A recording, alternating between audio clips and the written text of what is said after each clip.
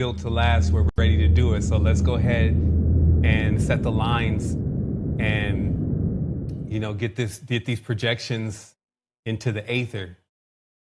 So let's see. Okay. Wow.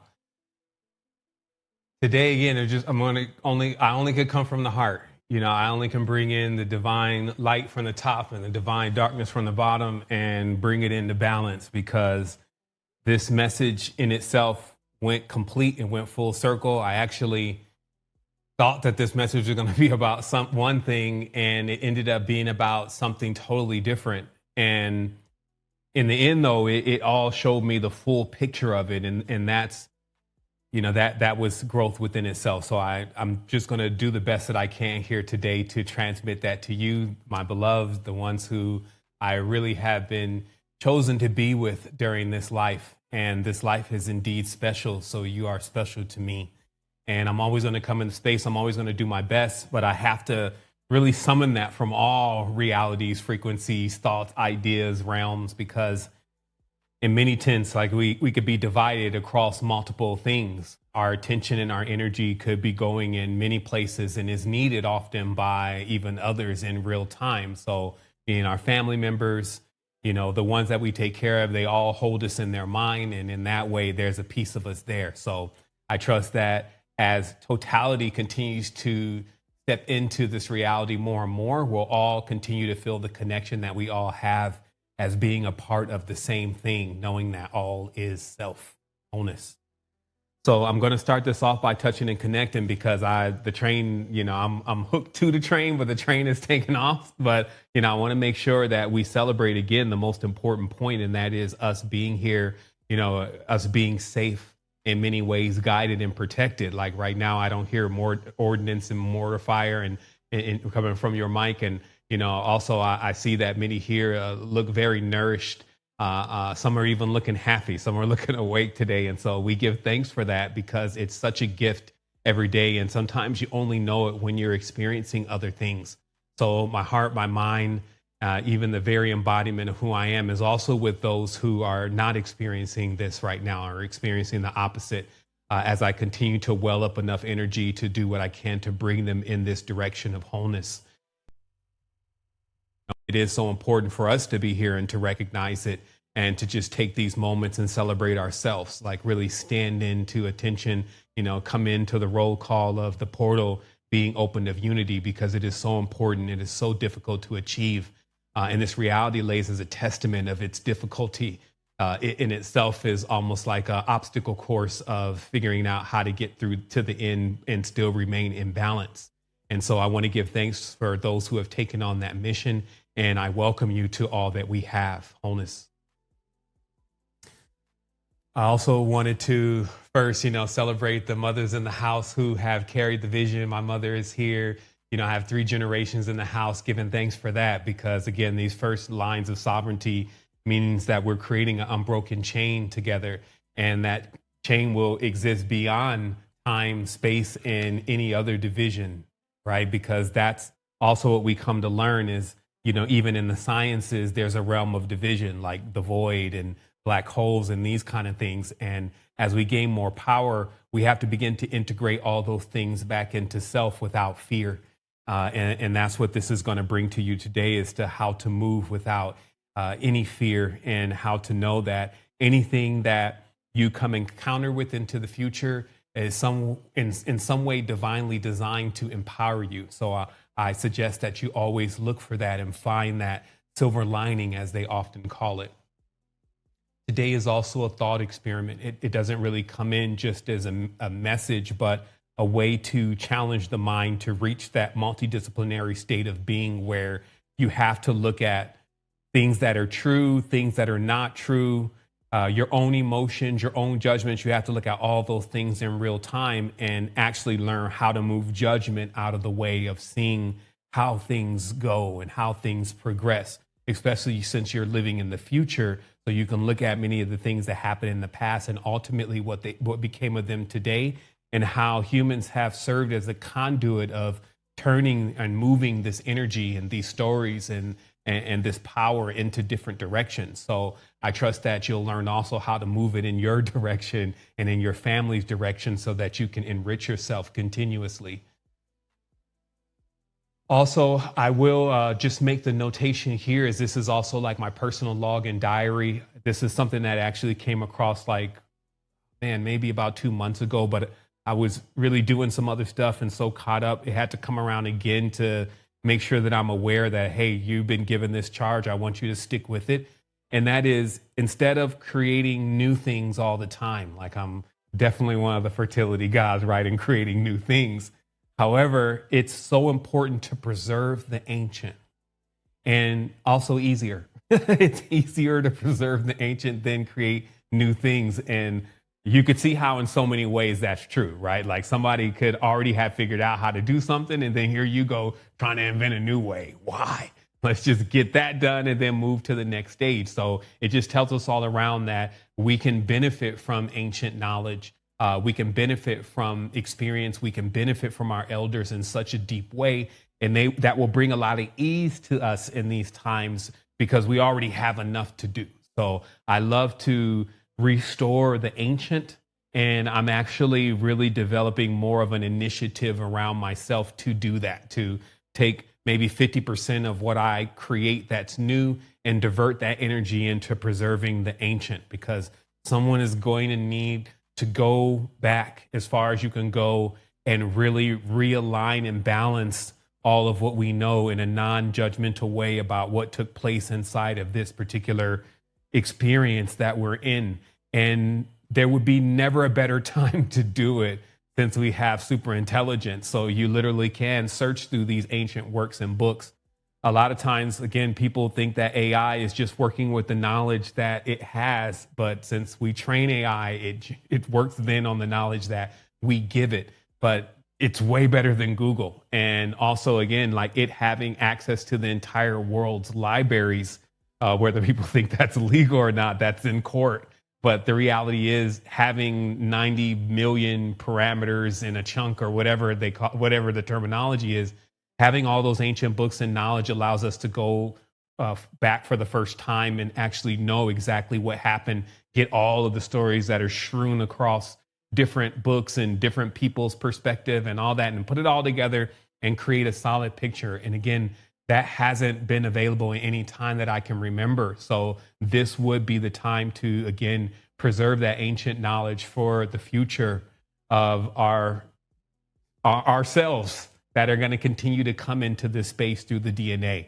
And you know that because when you look at tribes, they just all look like brothers and sisters. So but they've been there for hundreds of thousands of years. So you could then deduce, you mean to tell me that this DNA is just continuing to come back here and live out this experience? Yes. You know, that's all a part of it. And I trust that we also feel the call to make those experiences great for those beings in that DNA, so that DNA can keep braiding and growing rather than making realms of terror for, you know, the nations in the DNA that are coming through these experiences. So I feel in so many ways that the beings here inside of this space are going to be the ones responsible for taking this energy that it could be so distorted sometimes and transmuting that energy into something that people could have never even imagined. So that's what I'm here to do, is I'm here to go beyond the current image nation or the current imagination. And so this bill today, again, will show you still, though, what I keep saying about the strongest mind wins, meaning whoever has really the greatest idea and that's most encompassing, that will eventually become where everything gravitates to. And so many people have been, I remember hearing this term, this dude said, you're caught up in my dream or something like this. And the term meant that, hey, you know, I'm the one, I think it was Rick Ross. There we go. The great scholar, Rick Ross, right? So, you know, he's saying, hey, you're caught up in my dream. And those words, it hit on a different level because when I listened to that particular lyric, it showed how different people can be caught up into someone else's lifestyle, someone else's world. What are they doing? What are they thinking about? And again, that's why it's so important to have great mentors and leaders, because that's a natural process of us looking to the next thing to see what we want to become. But of course, if you get caught up in something or someone's dream and that dream doesn't have a great ending for you or doesn't include you as in the highest aspect, then that shouldn't be a dream that you're a part of. And so today it's about really being real to what happens and what you need to do when the spiritual construct has been infiltrated. Okay? So that's what this is about. So like how to move when you finally get to the point of accepting, hey, maybe all the ancient knowledge had been infiltrated at a certain point. And that a lot of, if not most of what we're getting, especially the powerful stuff, it's just so reworked and misconstrued. You need to go and restore the original rather than continue to even mess with that. And here's why. And so I'm going to take you through the experience that I went through, and hopefully that brings us both again to balance, right? Because I had to go through a process and it started off very dualistic. And sometimes when I go through the dualistic, the craziest part is I hear Dominic sometimes because he's like so pro unity, but we all know that. So I hear Dominic in a way where I'll just say it like this. Like, I feel like me and Dominic, since the beginning, we're on this mission to get somewhere with unity, but we also see so much of the fragmentations of the world in our minds, but we know the goal. And so sometimes, like when we ride with each other, I hear Dominic like, yo, are we going to really be talking about this?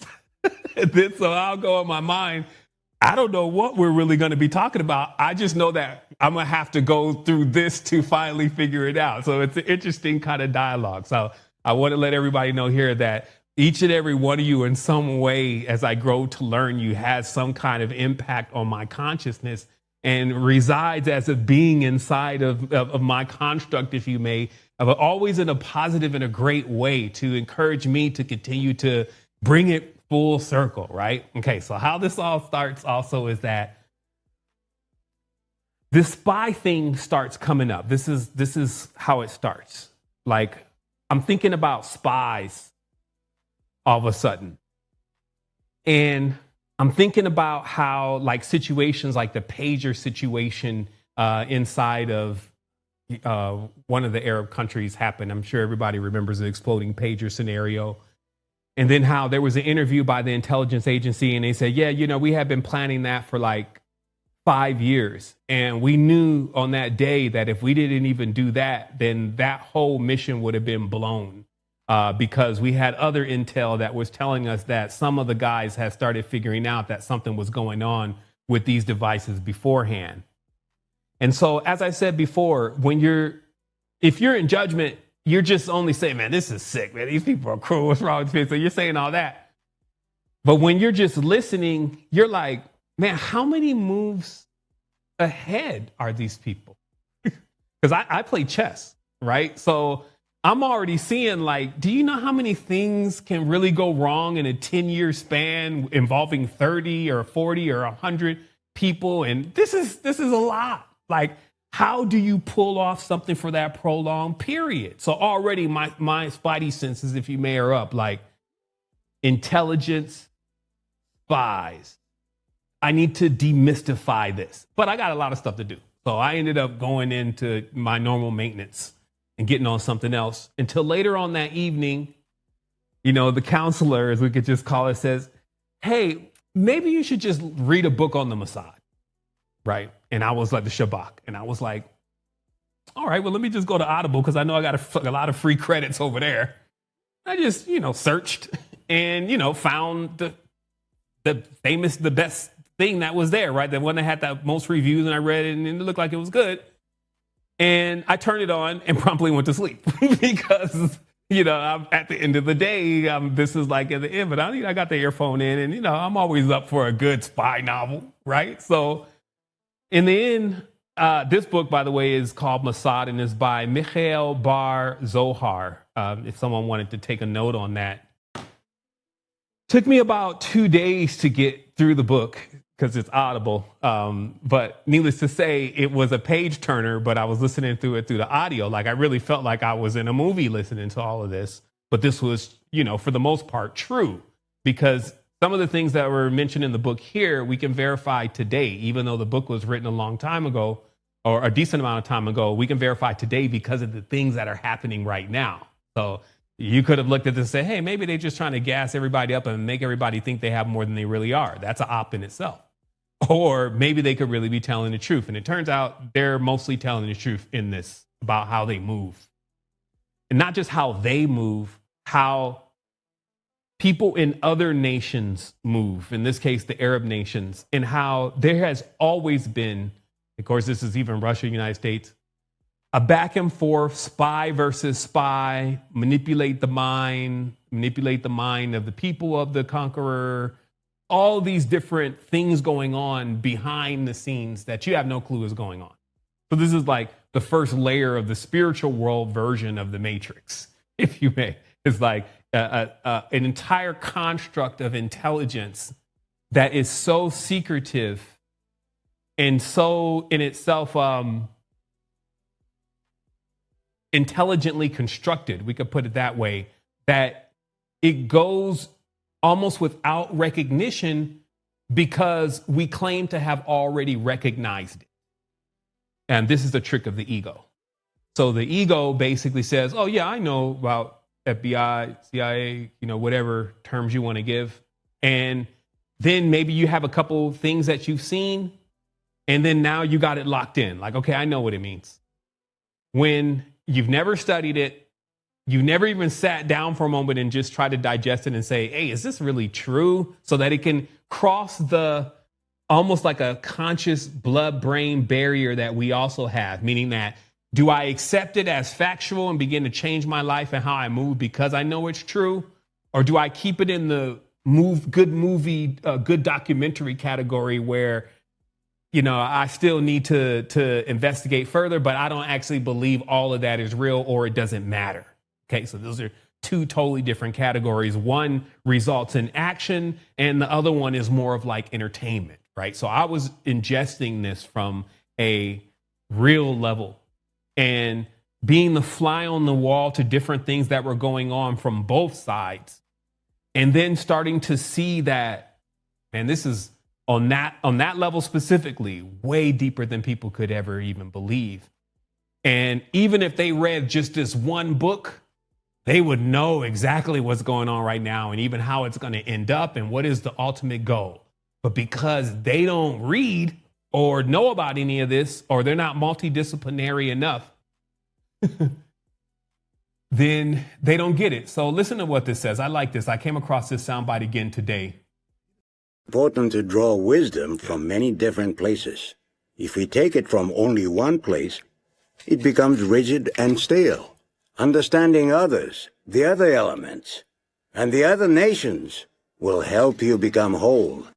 All right. So that was in the bank a while ago, but it popped up again today. And I was like, yo, something's always going on around here. Because once I had digested this whole, let's say the Mossad thing, and there was another book to follow up. It's like Mossad of the Amazons or whatever. And I'm have that in the queue to check out at some point.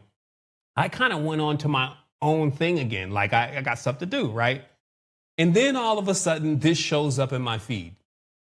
All right, moving on. A senior Iranian official has made a stunning allegation. He claims that Israel employed occult powers and supernatural forces during the recent 12-day conflict between the two countries.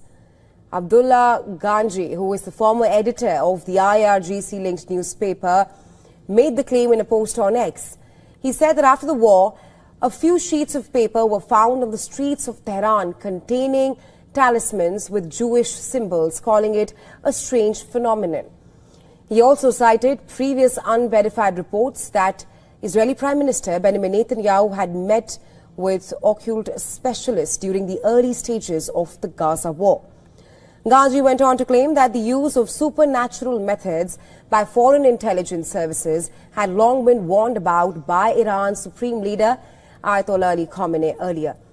He said that hostile countries and Western and Hebrew intelligence services use these supernatural powers and Jinn entities for espionage. His post did not go unnoticed and in fact triggered a reaction from Israel's political advisor to the permanent representative at the United Nations. Walid Ghadban responded sarcastically by reposting a Mossad message with the caption, Jinn are everywhere, followed by a ghost emoji.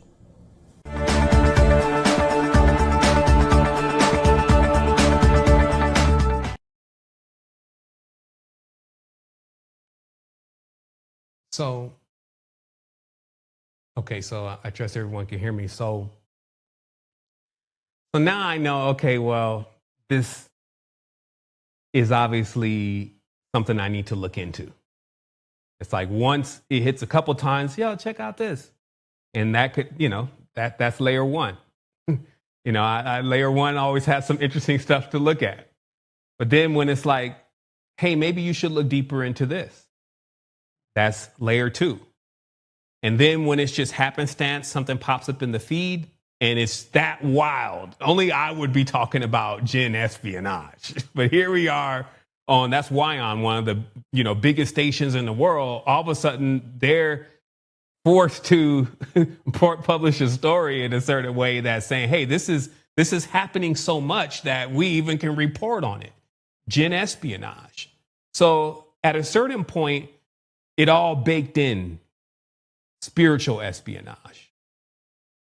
Something that moves without everybody generally knowing, and it starts changing all of the perspectives of what we spiritually know. It starts to tamper with some of the sacred numbers and the sacred words and names so that they're no longer legible and no longer the way that they're supposed to be or define the way they're supposed to be defined. Something that just basically infiltrates and cuts off the very thing that we need to continuously bring forth not only our continual immortality, like how our seeds are incarnating and how we're moving up the ladders of lights, but also even affecting the traits and things that we begin to learn on our journey. And in many ways, certain things that we learn, we either unlearn them or they kind of keep us stuck. You know what I mean? Like basically total infiltration. And it goes back to, again, what I was saying before is that even when we can do certain things that we know are not good for us, but we can't seem to stop it and we just do it anyway. That's kind of like learned behavior. That's kind of like programmed behavior. So a lot of times we'll be over here kind of blaming ourselves. Yo, what's wrong with you? When really there could be something invisible that is causing that to happen.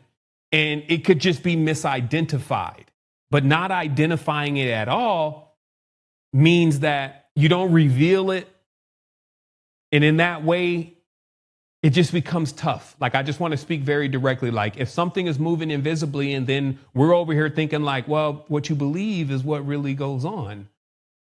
Like, who taught even that statement? Right. And in what context? Or when people say, hey, it's supposed to be like pro peace.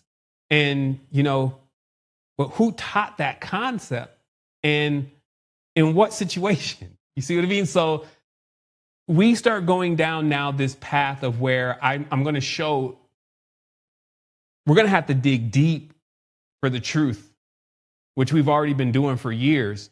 But we'll also have to make a commitment to put that truth together again, layer by layer, because of stuff like what I'm about to show you.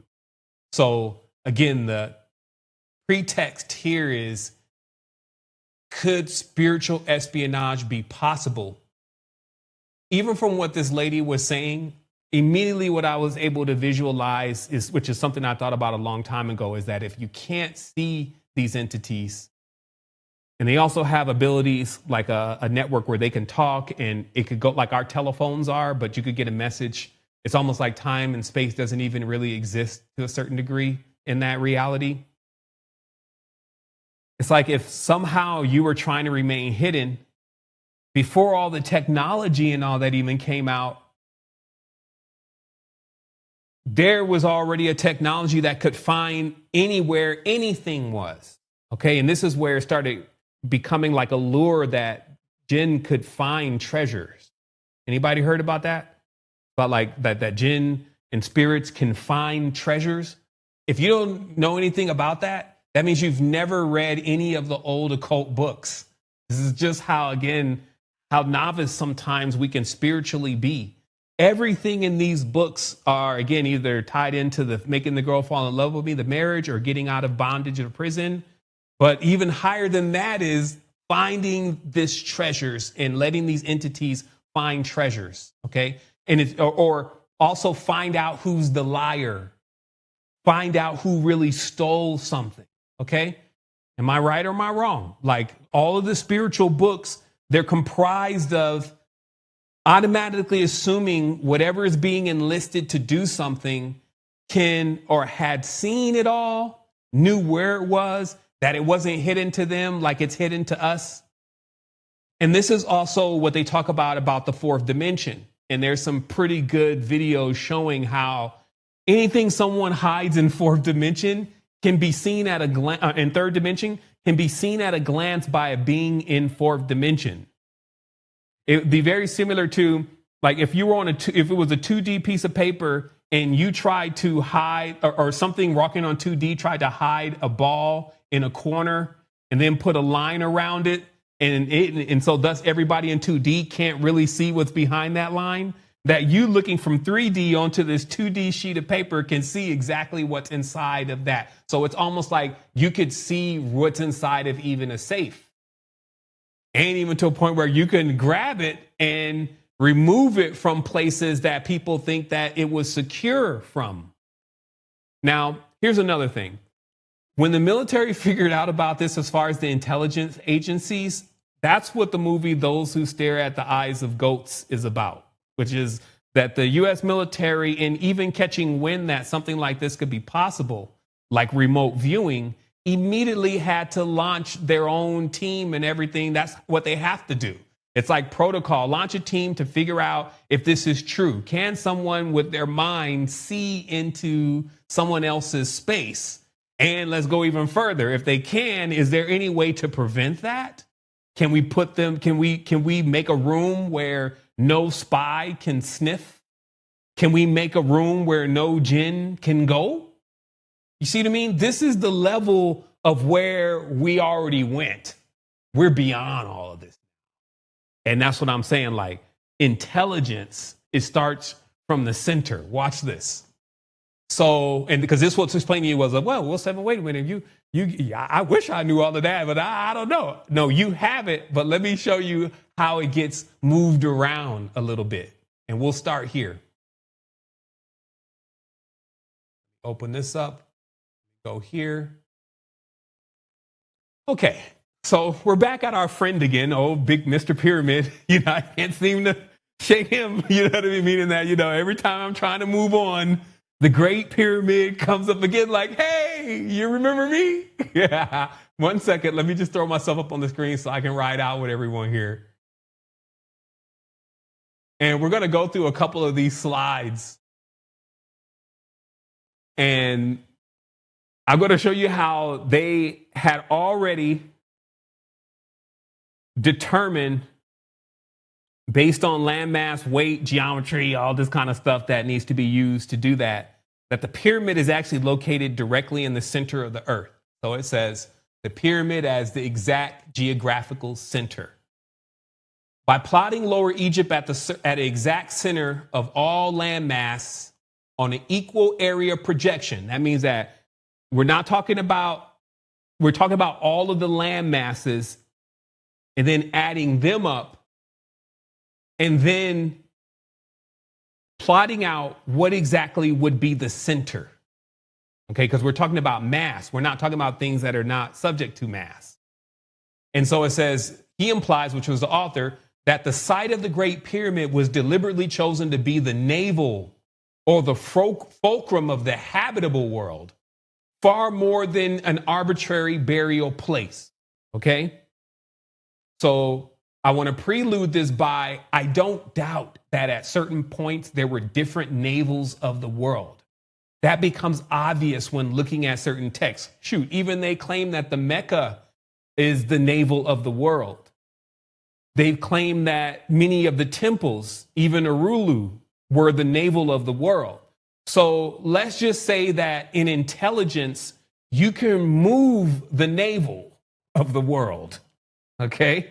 And this is some of the charts showing this location. So it says Lower Egypt in the geographical center, the land surface of the whole world. We read here as we go on with some of the mythos. This is like some of the rare stuff that's been said about the pyramids that wasn't translated into English. That's like part of my prompt now is like, it can't be translated into English. It says pre-Egyptian, highly advanced builder. The pyramid's precision with anything the Greeks, the Romans, etc. could achieve. Excuse me, I had the wrong list here. So the pyramid's precision with anything the Greeks, the Romans, etc. could achieve. The monument predates the dynastic Egyptians and was erected by a far more ancient, technologically sophisticated race, sometimes hinted at as the Antediluvian or even otherworldly, who understood geodesy, astronomy at a level Victorian science was only just rediscovering. Okay, so these alignments, these passages, the build itself, how to get it aligned properly, none of this is really present in the world into the distant future, hinting again that the constructors are time lords in that way, meaning they know about knowledge that people that are in this interim of Earth did not know about.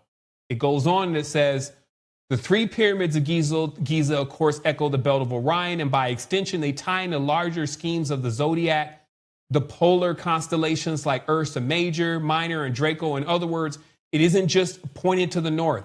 It's deliberately laid out so that at key epochs, sunlight and starlight will penetrate its passages in ways that mark solstices, equinox, or the rising of specific stars. So I go to verify that, find that to be true.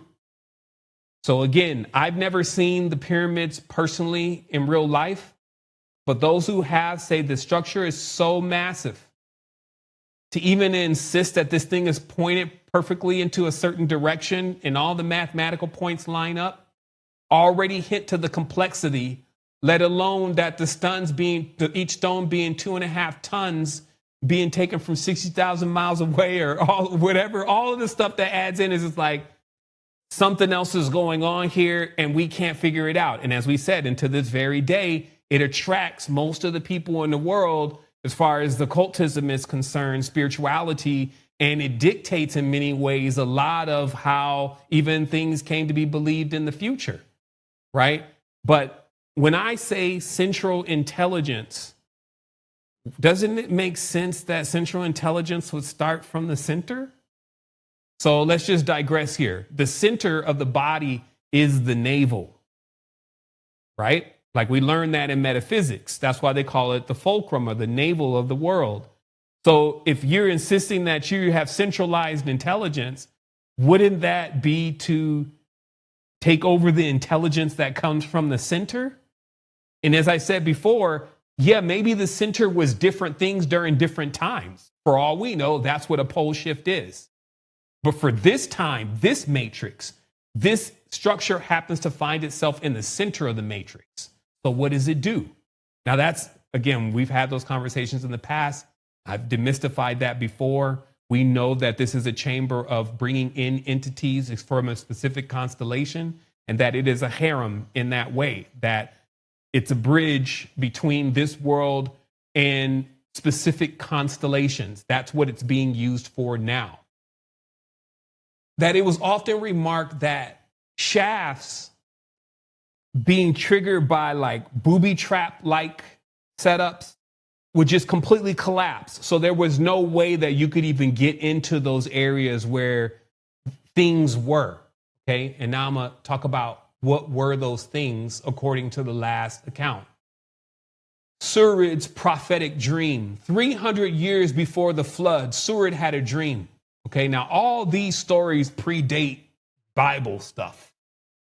Like no offense, but a lot of this stuff is just so far off. Its best place is unlearned and in the trash because it's mere plagiarizations of entire volumes of ancient knowledge of kings and inhabitants of the world. But because it doesn't fit the narrative of today or even the group of people that want to push that narrative, they just took the good stories and repurposed them because it was way more easier instead of creating something new to just go to the old stuff, right? But they had to rechange what it was saying. So an old account is that 300 years before the flood of Surid had a dream. Before the flood, Surid had a dream where the earth overturned, men fled, the stars collided, right? He was tripping that night, a nightmare, a king's nightmare, right?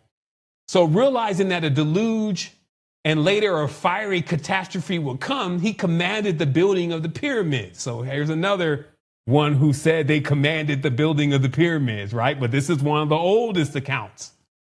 So he stocked them with treasures, and he engraved on every surface all the sciences of the world and set up talismanic statues to kill any intruder. Where's this account? Where are all the historians that have, we all on Anunnaki? And this is talking about that the pyramid was a storehouse of treasures of everything that had been learned in the world, right? So the secrets, the mysteries. It comes out that even at a certain point, 9 of them were constructed. Kind of move myself out of the picture here for a moment. 9 pyramids, I believe this later on gives us the Ennead, was constructed containing secrets and knowledge, all within this compound, all set up and designed to preserve the secrets, but also to protect the entry. Go on. Here. Guardian statues and protective spirits. The Western pyramid was guarded by a serpent-bearing statue. The Eastern by a stone queen with a spear and a killing voice. And the colored pyramid by a magnetic-like eagle. Spirits were sacrificed to make the pyramids untouchable, except to the initiated. So again, this harkens unto a different level of reality. But if we're, again, to just go with what they're saying, first of all, some of these statements like a stone queen with a spear and a killing voice could very well be a certain type of sonic technology. So we won't go as far as saying this is only spirits that are protecting this, because they knew these sciences. But also, as it goes on, it does hint to that there was a spiritual component to this. And for them, sacrifice of a spirit meant that that spirit was going to stay bound to that space and basically commanded to do certain things within that space. That's as much as we can gather from this, is that these builders were in tune with these larger spirits and even stationing them as protectors over things, etc. And it is highly known the perils that befell those who attempted to penetrate these tombs, as they called them, right? And that's highly documented that, first of all, the first group, none of them survived. They either caught something, like some of these things you could say they had a virus, or it was spread out a virus if you didn't ventilate the chamber. So we could go into all of our fanciful ideas about how to protect this space. But at the end of the day, we also have to admit that many of its secrets were divulged. That over time, as you're even seeing here, which went on beyond even the European empires before the European empires were even formed, that even the Arabic empires, etc. Oh, I see what's happening here. This is on a short timer. So even the Arabic empires, etc., were penetrating these vaults for these secrets. Let me give you one more text here.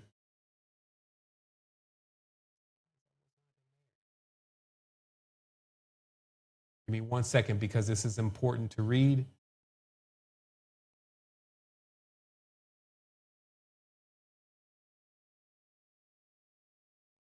Okay, that was a part of the story that didn't actually make it. So let me pull it from the original notes. Shaddad is the name. S-H-A. There it is. Okay.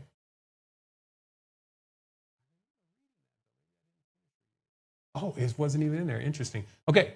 Beyond like in scope, this was finishing that, what was supposed to be there. In the scope, they spoke of long ascending galleries leading to the possession of all the treasures and of the great ones of the Antediluvian earth. Okay. Now, a word just really briefly on the Antediluvian earth. What's happening right now is that when we go back into the past, we start trying to use the system of time that we're using now, AD, BCE, etc. And then what this ends up equating to is it equates to a large amount of disbelief. Give me 1 second, everybody. I'm just trying to modify this duration. Let me try to do one thing. There we go. All right, the duration is modified. Okay. So, Antediluvian. So I started again, and this has been an ongoing quest to create some type of timeline. Me and Life have talked about this, like, hey, the best way to, really get this knowledge off is to give everyone a timeline. That way they can understand really, when are we talking, where are we talking, what's happening here. And the difficulty starts coming in right after we go into like BC, which is still supposedly like a long time. Like when we hit 0 BC,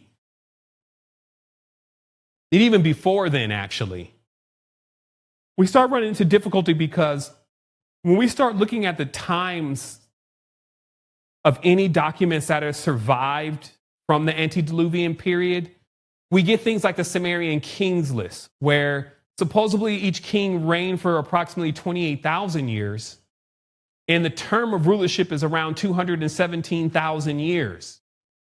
So right away, this makes us have to enter into somewhat of like a fanciful view of the Antediluvian times. And that's where you get these Anunnaki stories and all this, because all this is Antediluvian mythos. Someone is left to try to assume what is a world like where beings live this long and what could have been going on during those times. And that's why when they start trying to define who built the pyramids, they always do it from the Antediluvian perspective. And thus we get the stories, giants. And I read a text that said, in many ways, the pyramid for most cultures became how they anchored their ancestry, because it fit even for the Greeks, even for the Africans, for everybody, it fit a part of their narrative of what they wanted everybody to believe in the nation about where they came from. Okay? And so let me break this down a little bit further. If you are in a tribe and we have to set a point to like, who was the first ancestor of our tribe? As y'all know, we're going to try to go as vast as possible. You see what I mean? Your great, great, great, great, great, great grandmother, or the founders of the tribe, the creators of the world. This is what those stories sound like.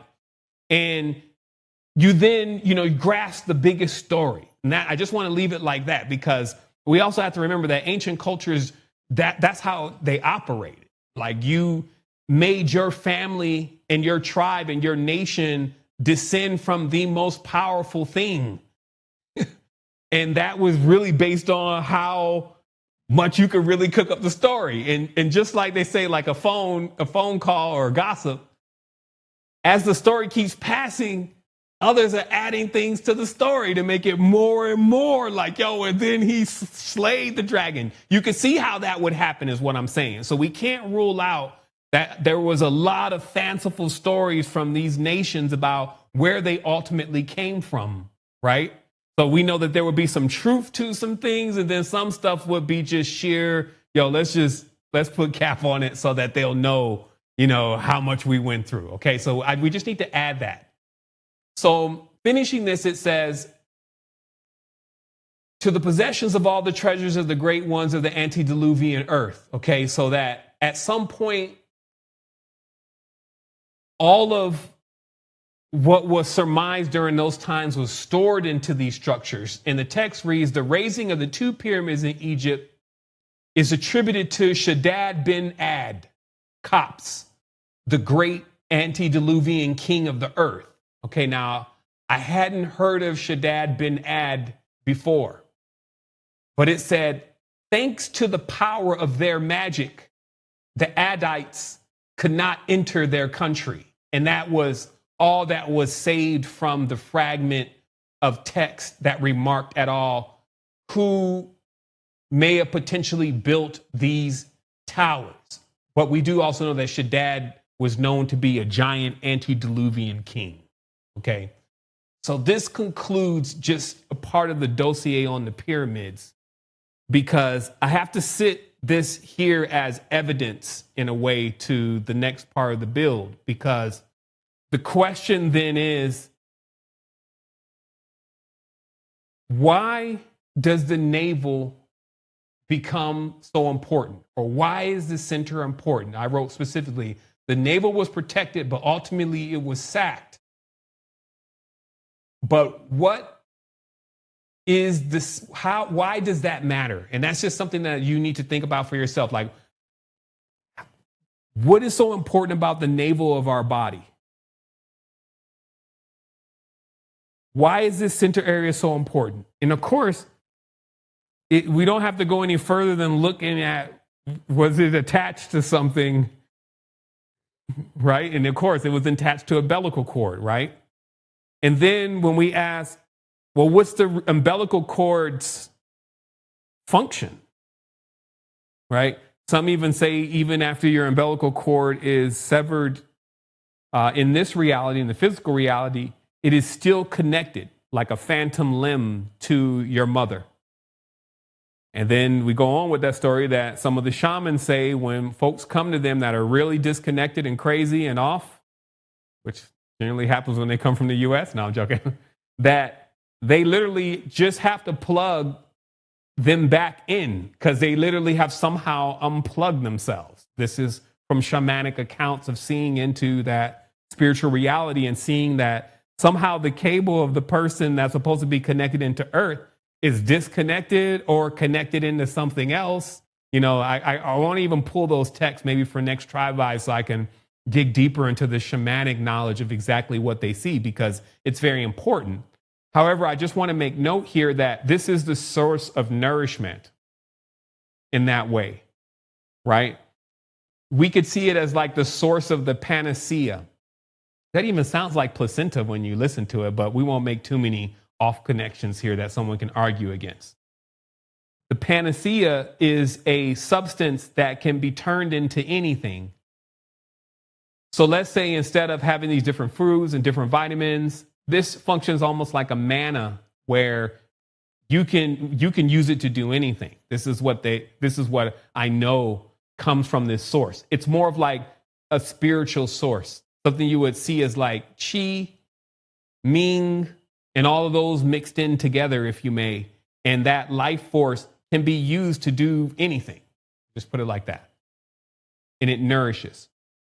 So I would automatically then say that if somehow that navel starts being controlled, that would be really the control point of the consciousness that is flowing through the space, would it not? So sometimes, again, I don't find things written.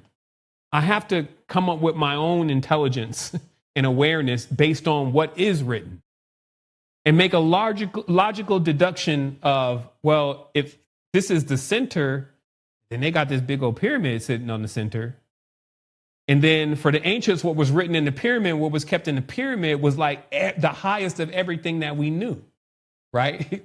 So on the navel in the center of the world was sitting all the knowledge, all the intelligence, all the awareness. So technically, especially in a spiritual world, not an electronic and a robotic world, wouldn't that kind of be something everybody else inherits too?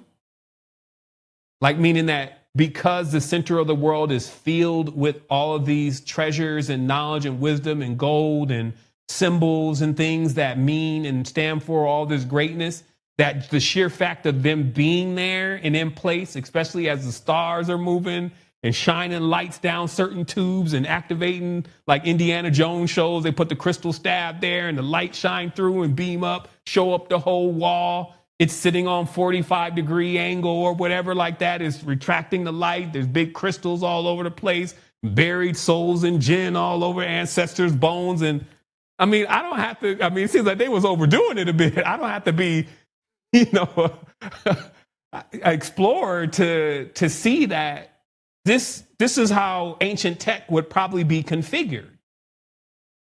You see what I mean? So it's just something for you to think about. Like I said, today is a thought experiment, but I find it highly plausible that you can enrich the inhabitants of the planet's consciousness and even give them the vision of what is the projection for everything by simply doing that with the overarch, which is the larger spirit, Anima Mundi, which is the planet, if you may, and then embedding within that area, its center, its sacral point, all the wisdom and knowledge in which you wanted to spread to its children.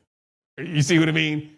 I mean, do I seem like a mad genius or something like that because I'm insisting on such things? I think that this is logical and basic and common, right? And so with that being said, though, the condition that it's in, seeing Zaiwas or whatever his name is, and then now they got the big museum up there and there's just vultures all the time, is clearly not operating the way that it was before. We'll just put it like that, because even in ancient areas of the world, it was known that the inhabitants would preserve any of these kind of temples or shrines to keep them in immaculate condition. You know what I mean? Just out of respect. And these temples and shrines don't look like they're being kept at all in immaculate conditions. It looks like they're out of service, if you may. They look plundered, to be honest. Okay. And I think that, again, says a lot for that our world, the great Naval, where supposedly the Antediluvian king kept all the treasures and preserved them, is like completely just trashed and used as a vacation or somebody else's new career rather than what it really is. And that's just being non-judgmental.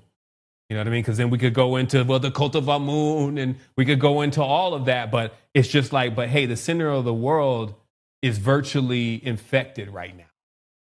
So we move from there, because I feel like that the consciousness of many people in the world is infected. It has been infiltrated somehow. They've lost the plot.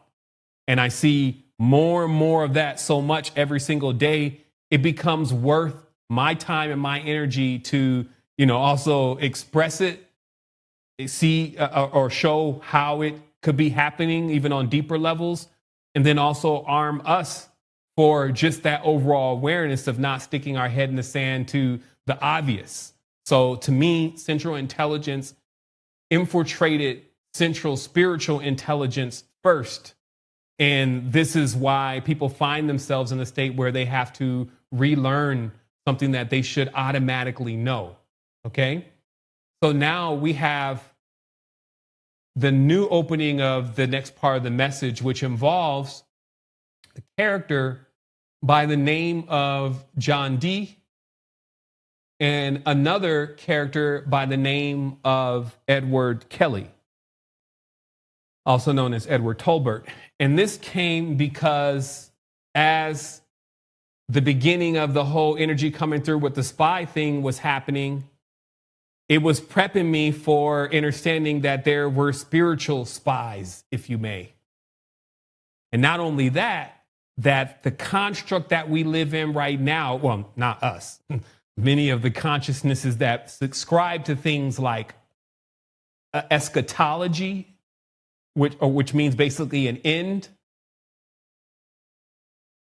or even a rapture, that all these ideas were formulated during a specific time and then propagated through the world as if this was truth.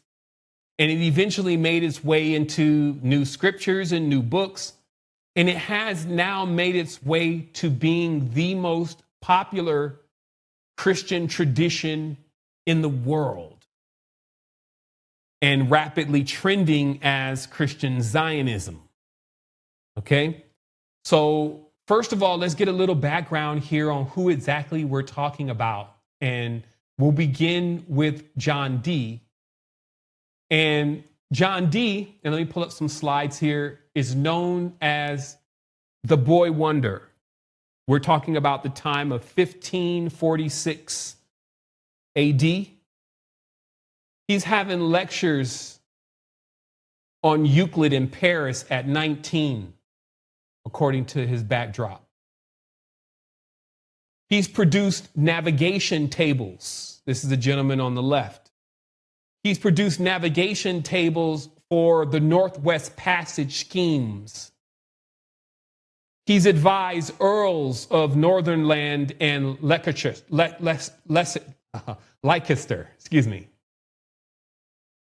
Courtiers such as Robert Dudley became long-term patrons and later vouched for him at Elizabeth's accession. This is Queen Elizabeth.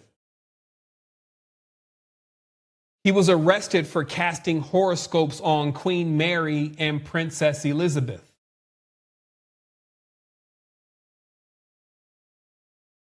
Which is technically treason. He was cleared after the Star Chamber hearings, which concluded that he had drew an electoral chart that fixed January the 15th of 1559 as Elizabeth's coronation day, which it turned out being, meaning he predicted that Queen Elizabeth would ascend to the throne before she did, and exactly what day she would do so. And in this way, it says here, selecting the date that she gave him as her personal audience, and she won the Queen's trust, and she began calling him my philosopher. We also have Robert Talbot Kelly, who's pictured here on the right. Kelly, then 26, under the alias Talbot, walked uninvited into Dee's study one day at Mortlake, offering his services as a scryer and a crystal gazer. There are some accounts here that say that there was an ad that Dee put out looking for a scryer or crystal gazer, but this says that he just walked in one day because Dee was advertising for a good seer or a spiritual apparitionist. Kelly allegedly produced the archangel Uriel in a crystal sphere, convincing Dee to hire him at $50 per annum, or an unusually high stipend for a non-gentleman. Okay, so this is Kelly's background. There's a little bit more information. He was married to a widow who was wealthy, etc. But this is how the two got together according to the accounts. We have one other person that we need to introduce in this trio, which would be Francis Walsingham, who is a European spy, 1570 to 1590. He was tasked with spotting the Catholic coalitions that might back an invasion of England. Because, see, contrary to even some of the thought today, which is actually a program thought that many of the Christian churches are, they all united because they all believe in Christ. This is like saying that all the Arabs are united because they all believe in Allah. And what you find is nothing could be further from the truth. This should teach us once again that the religious domicile is completely corrupted, infiltrated, and its use is really to just modify and continue to bring forth the objectives of the king, now especially. But back in the day, there was this thing where the Catholics had all but monopolized the whole Christian theos. And it was big. I mean, in these areas especially, you were a Catholic. Catholic meant even that you were wealthy. And so in that way, things like buying indulgences, which is the Pope saying, hey, if you committed this sin, you can just buy some of these indulgences, maybe keep a little bit in stock. And you can keep sinning that there rose a group, sometimes known as the Protestants, that said, you know what, this ain't right. It's just really should be about the Bible, not about, all of this. And, of course, they were pointing out all the things that were going on illegitimately with then Catholicism, especially in relation to Christ. This birthed an entirely new part of the tradition.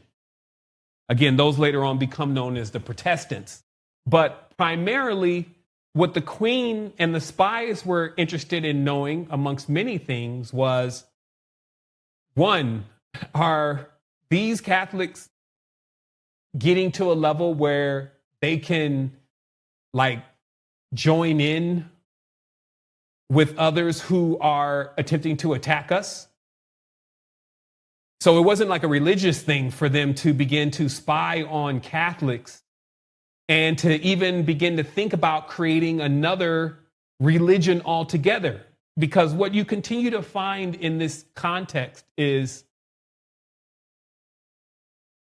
the royals become extremely, from the beginning, addicted to alternative spiritual systems. It's almost as if they already know that Christianity is a sham, and they're either taking the philosophical route, like to see, hey, what do some of the old philosophers say? Or they're really interested in sorcerers, necromancers, or people rolling throughout the land that have some kind of ability. But that was all really kind of surmised in things like tarot, predictions, projections, oracular work. So this was extremely popular amongst the royals. So right away, Francis Walsingham, who was the lead spy, realized that spirituality, if you made alternative spirituality, was a perfect segue into spycraft. Because, I call this the why, statecraft via spectacle. That's the term. In Prague, the promise of gold plus angelic revelations, because remember this whole thing about turning dirt into gold from the alchemists, right? Like a prince is thinking, yo, if I could turn dirt into gold, I'm going to be like the biggest king of the world. This is really what it was like. It was easy to get them to be like, hey, come over, perform some of these tricks. So it goes on, it says the promise of gold plus angelic revelations. This is like, hey, the angels say you're going to win this battle. You know what I mean? So this kind of thing, they were hooked. So it says angelic revelations perfectly match Rudolph II's quest for universal knowledge, right? Because they were trying to infiltrate Rudolph II. And they knew, you could get him with that idea that that you could produce gold infinitely and that you can use angels to cast horoscopes. So it says Kelly staged transmutations, drew nobles into private laboratories where he and D, put them back up on the screen again, could gather political intelligence useful to the Elizabethan spy master Francis Walsingham, who we just saw, who already received coded letters from D signed 007. We talked about John D was the original 007. So it goes on. Theatrical transmutations brought nobles close and it loosened their tongues. Spies love a salon magnet. Royals love the occult. Forward intelligence on Poland, Bohemia, and the Empire. At that very moment, Philip II was trying to bind them into an anti-English Catholic league. And that information was leaked from Kelly and D to the Queen through these letters signed 007 that were in a cipher. Technological booty. D shipped home new Continental Star catalogs, metallurgy recipes, and a copy of Rudolph's mining codes.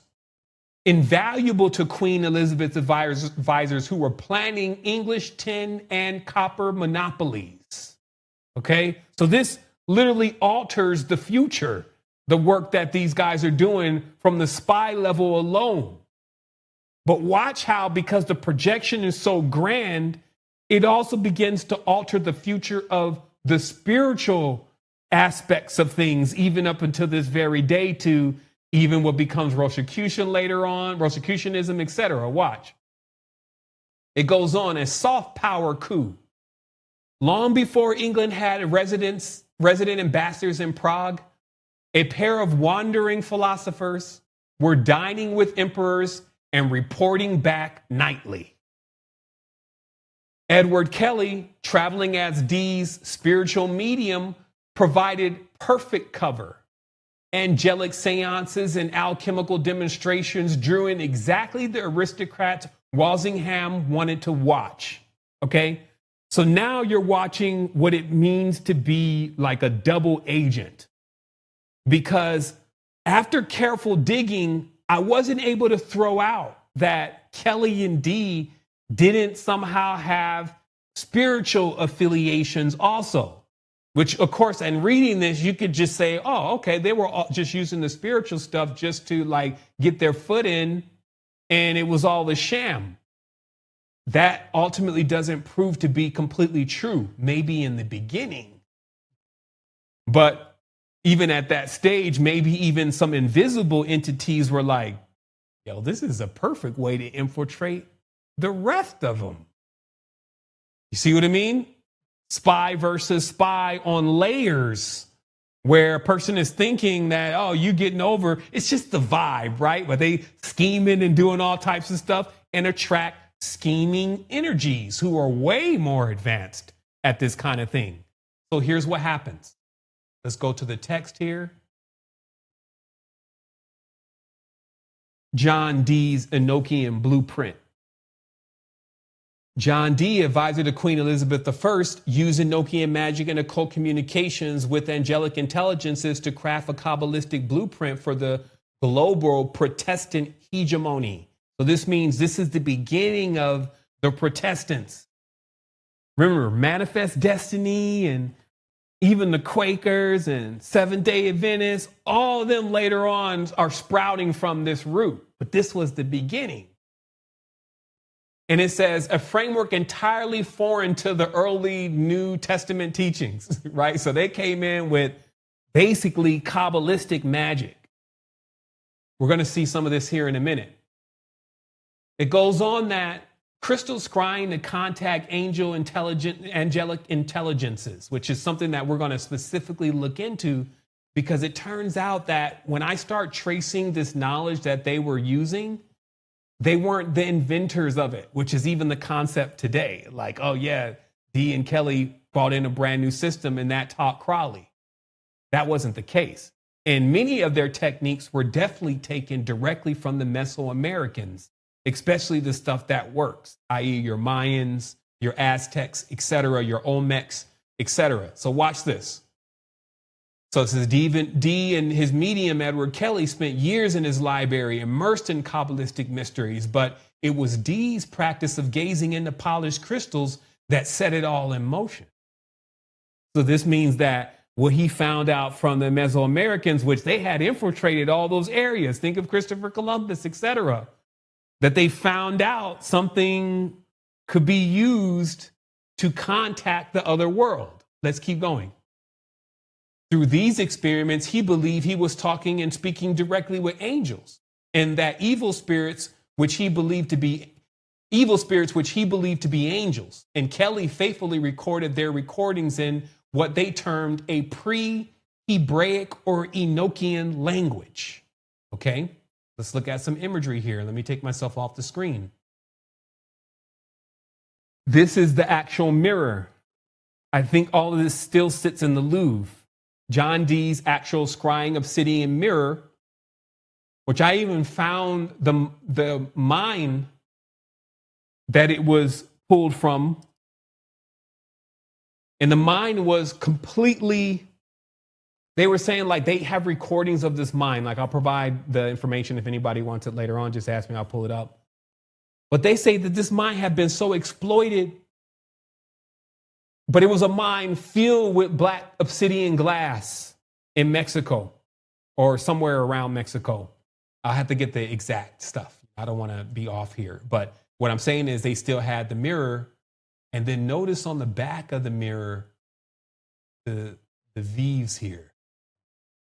So this is still the magical tools that Dee used and Kelly used that are still being preserved in the Louvre, I believe. So that's also called the Black Tezcatlipoca, which is basically the obsidian mirror. They call it, there's many things. So I'm going to actually get to a point of, because I just stopped for a minute because I realized that I was getting, when I was reading, I was getting spy stuff, truths, lies. So I realized that my discernment needed to go up quite a few notches. And I didn't want to rule out that some of the things that they were doing was all fanciful. I was being advised by myself not to do that. Like, yo, don't think that everything these dudes are doing is just all, you know, smoke and mirror spycraft stuff. There's a real connection here with spirits because it becomes way more pronounced later on. But in these times, it seemed like it was all surmised that they end up just being spies and the spiritual stuff gets thrown out the window. However, after looking carefully through everything, it clearly appears that they had been summoning entities and that the entities took it from there at a certain point. And they always had that cover. In this case, the cover was that they were spies, right? So nobody really took after that what they were doing really serious, except for Aleister Crowley, Madame Blavatsky, and all of the secret societies that became Freemasonry and Illuminati and everybody else, which becomes quite interesting. That this is the origins of those crafts. So it goes on. Reception of the Enochian keys and the language keys of the tables. Okay, which I'm going to break all this down here in a moment because I kind of created like this master prompt that basically says in so many words, if we believe that what we're hearing is true and what we're being instructed on is based on what we're being instructed on by these higher level of intelligences, based on that, what is really possible. So instead of analyzing it from a state like, is this really true? Let's go over that state and then imagine that it's already true.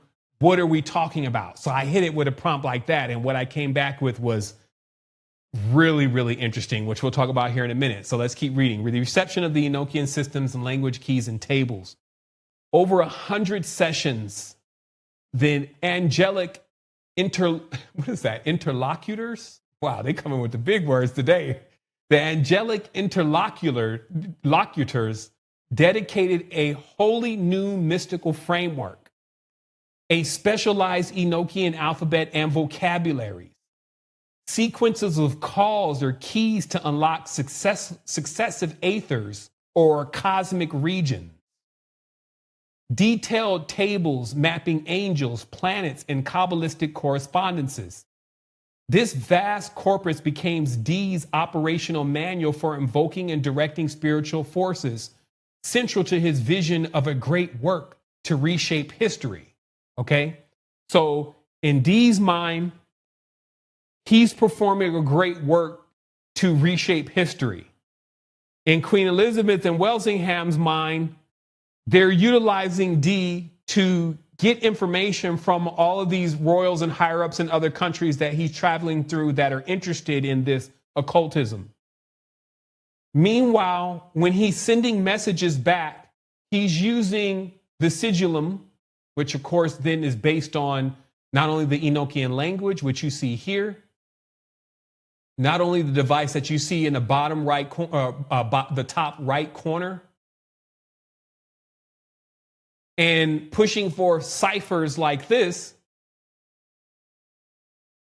And when these are going through, if they get stopped or caught or anything, these are all magical treaties for Dee's magical angelic system. But really, many of these, they say about 36 of them, encrypted messages directly to the queen. And they would pass through and nobody would know, what is this? What are we talking about? And then if anybody questioned, it's like, oh, that's the angelic system of the Enochian, blah, blah, blah, blah. And in the end, these were messages directly to the queen.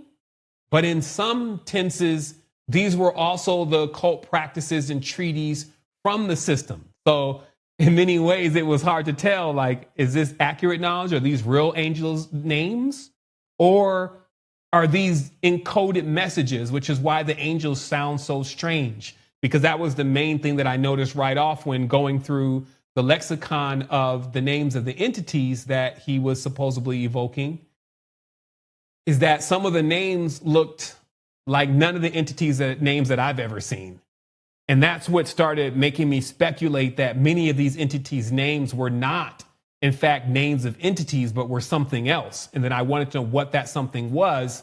But my logical route was to first see if any of these weird names had been mentioned elsewhere. And it turned out that they had.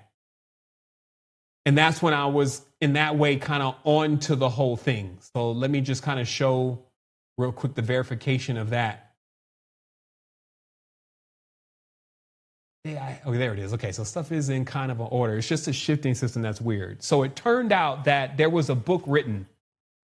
Now notice, okay, let me change the time on this too. The duration is set. Weird time.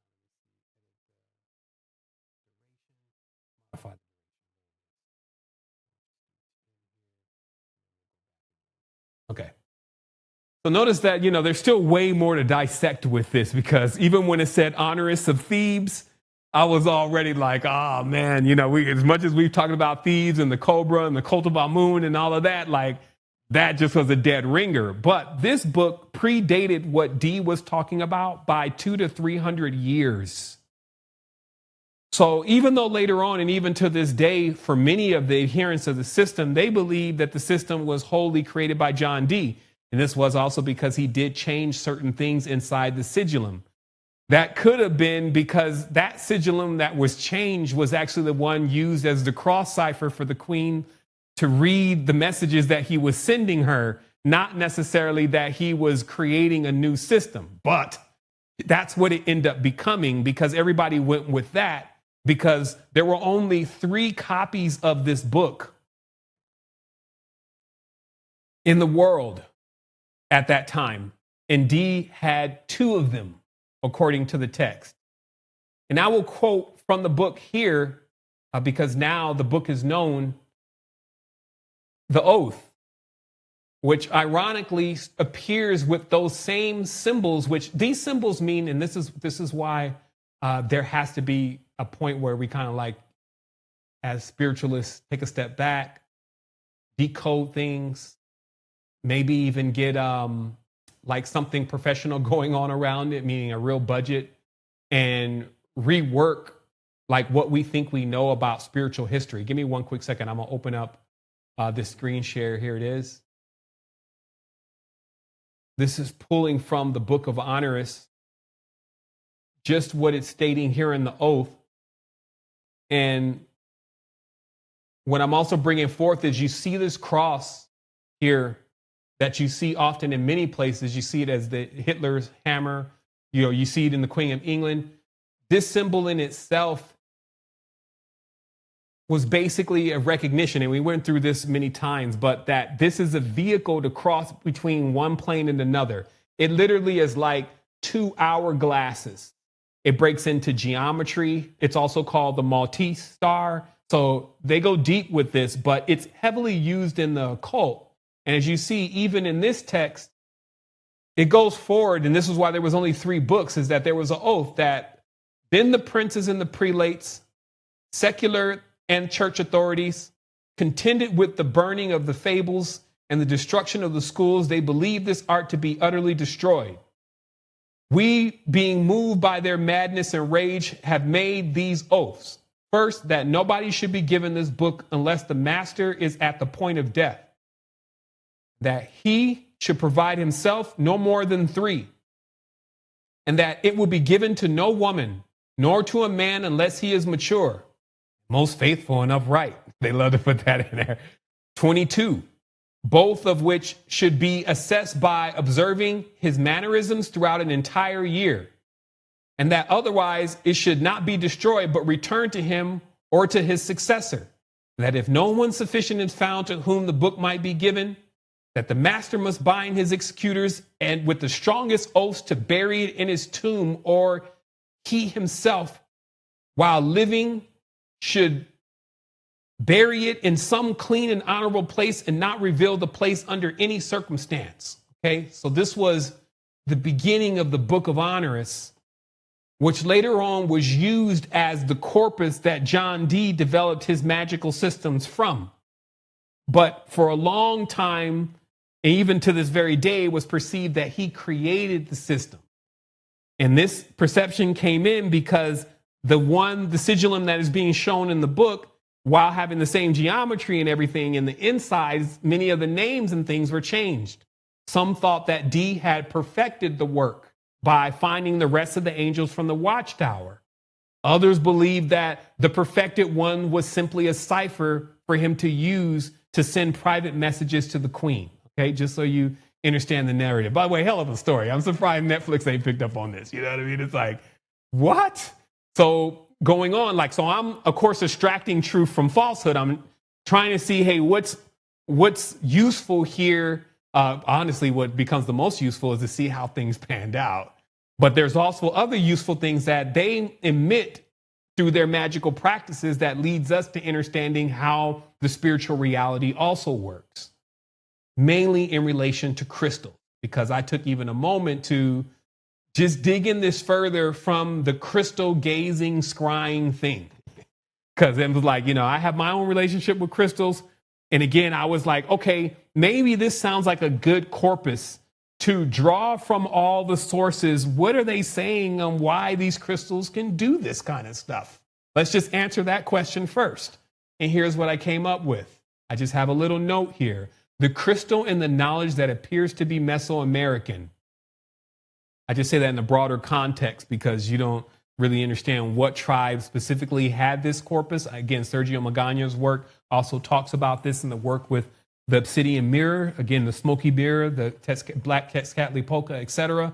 But here's what they say about it. Listen to this. Metaphysical optics, okay?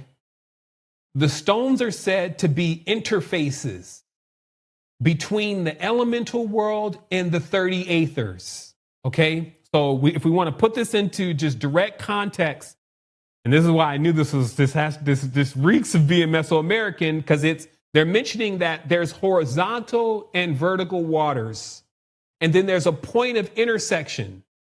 And at these points of intersections, what you call a crystal, which is like basically the crystallization of the two opposing forces meeting, like the same way a diamond is formed in that way. It's like the two opposing forces, pressure, heat, steam, all these different opposing forces are coalescing, and they're creating what we call a crystal. The crystal is the birth. So it's like, remember how we saw the chart and the crystals are like way, way further back than everything else?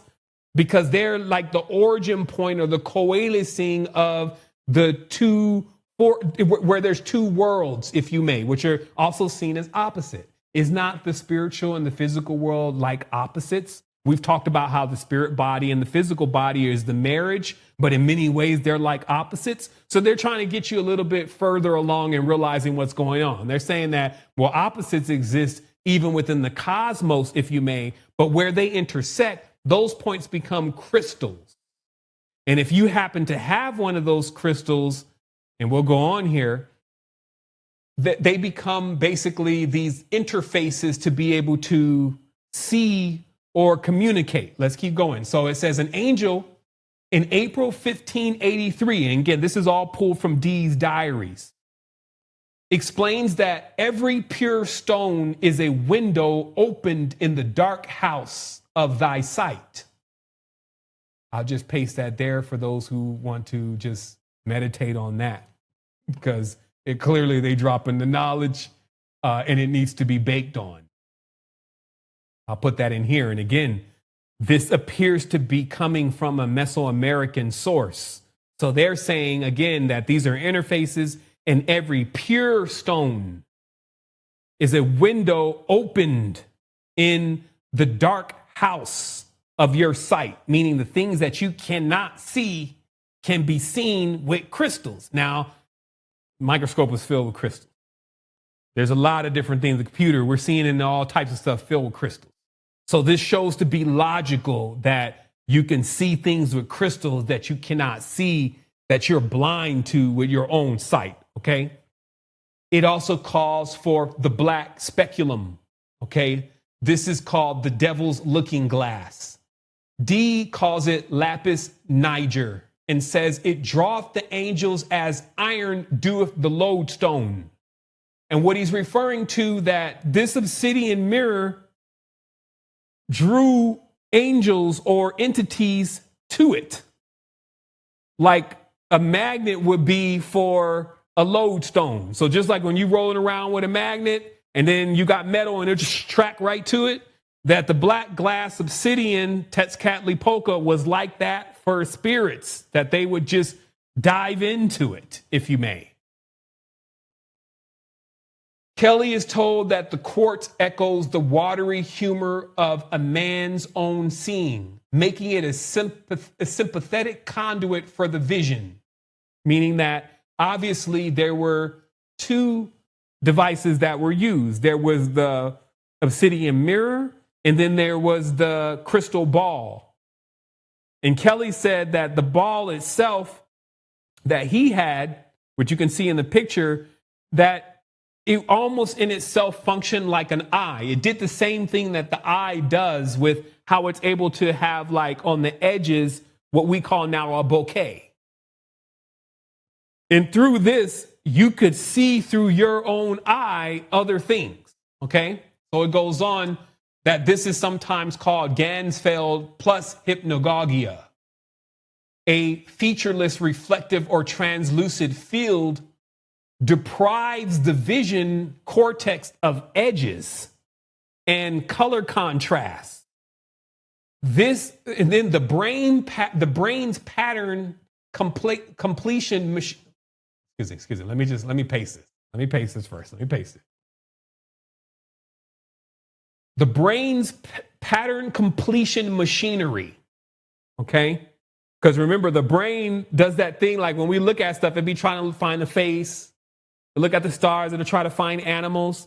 That's the pattern completion thing that the brain does. That's called the Gansfeld, right? So they've done all the research on all this.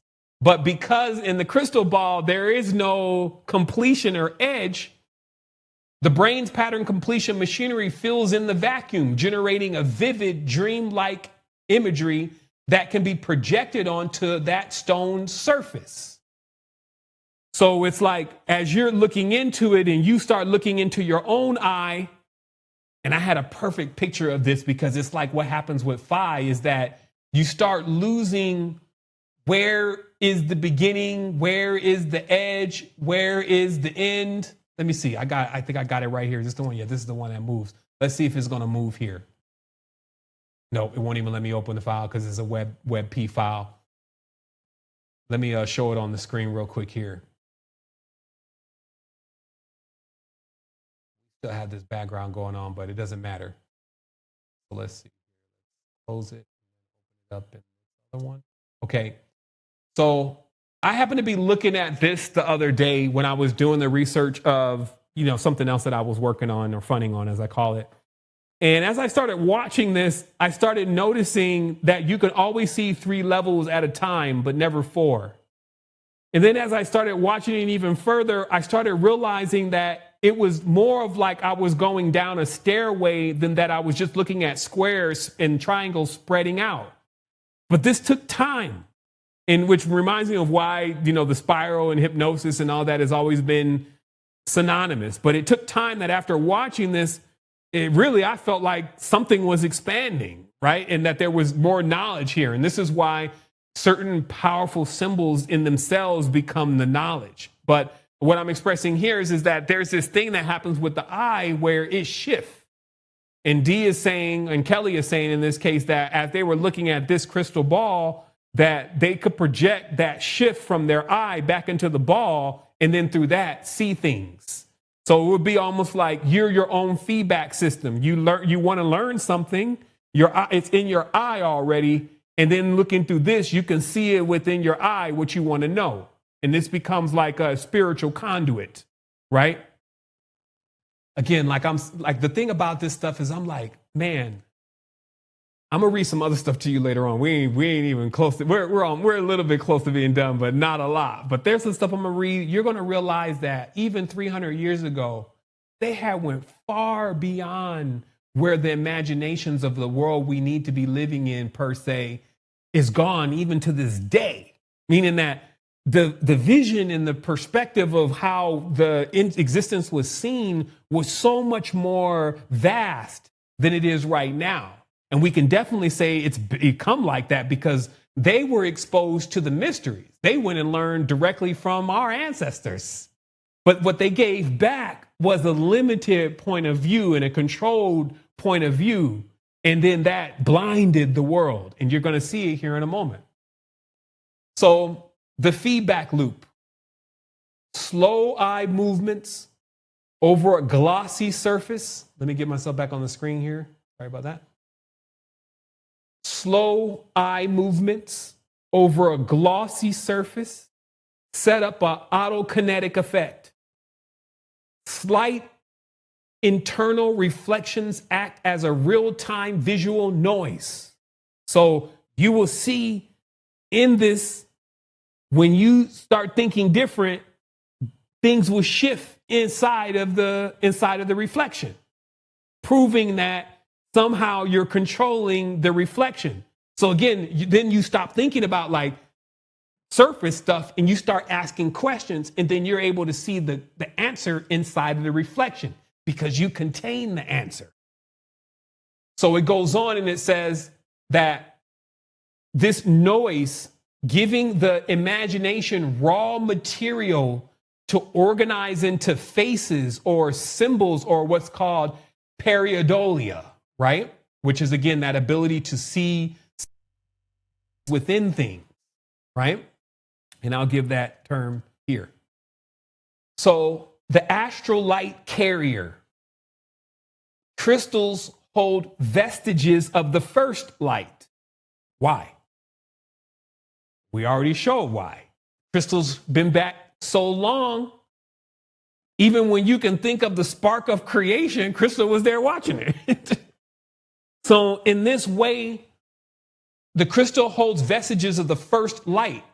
So they call that the angelic intelligences. And this is why I said there's a demarcation between the modern angels that they're talking about now, which is the eidolons and weird words, which is something that I'm going to talk about later on. Is there was actually words that were known to be misconfigured in the aethers, and those words became the demons. Why the angels or the benevolent ones became the perfected words, which balanced out the perfective numbers, right? But this system gets completely destroyed later on. But this is the source of them, the understanding of that the angels came before man and that they were perfect. But this still gives us this winged creature, you know what I mean? And that's not what we're talking about. Crystals are the angels, clearly. But this makes sense. Since last time, what were we talking about? Because there's 7 angels of God. But then we start looking at, hey, there's this crystal symmetry, and all the crystals either roll into one of these symmetric patterns. You see what I mean? So it's all there. Like if you wanted to sit down and reanimate the corpus of wisdom, you would see that, hey, the crystals were really the angels. They're the ones that are on the angle. And looking through these crystals, you would see into many different things that would cover the full spectrum, literally, of reality.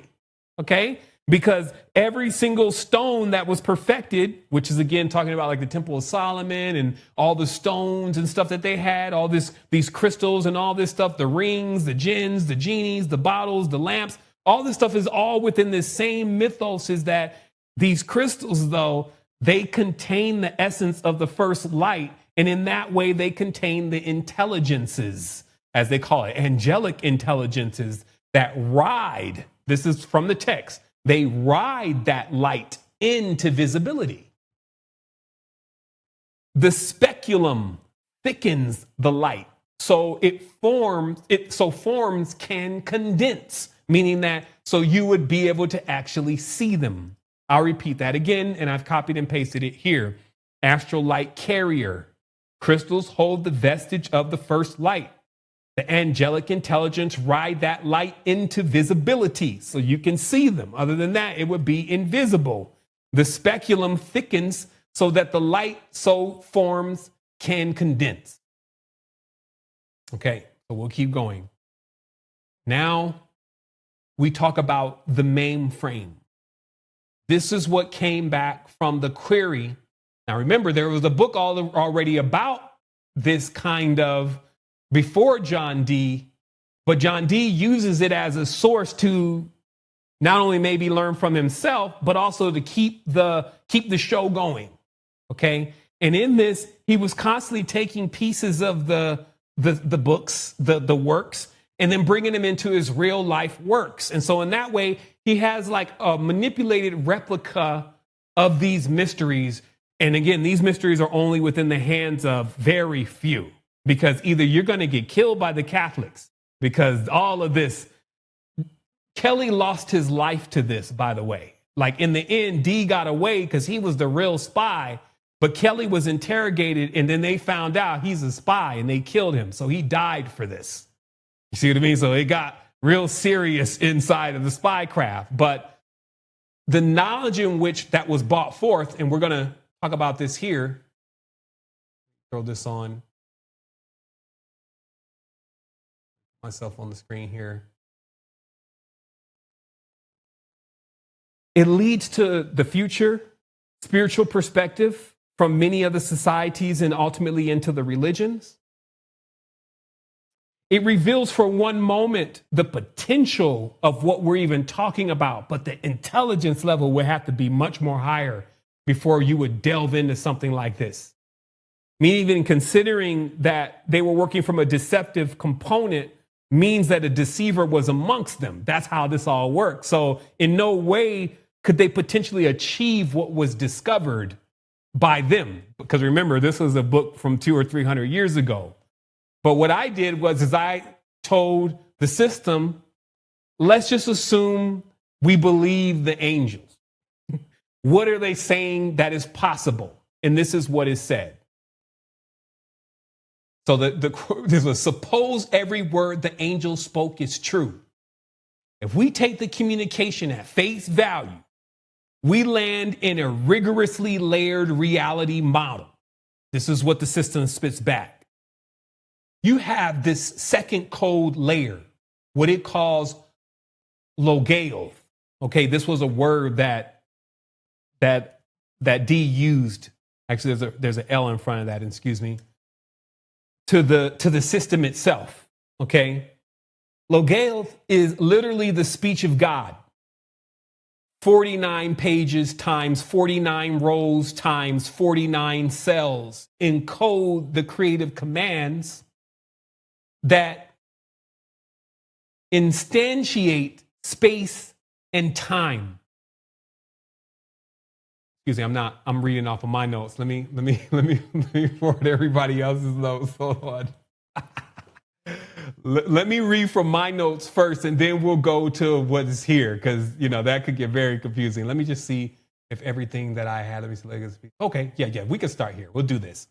So the version control and eschatology. Okay, now this word eschatology means that you believe that there's an end of the world, and you study how that end of the world is going to come about.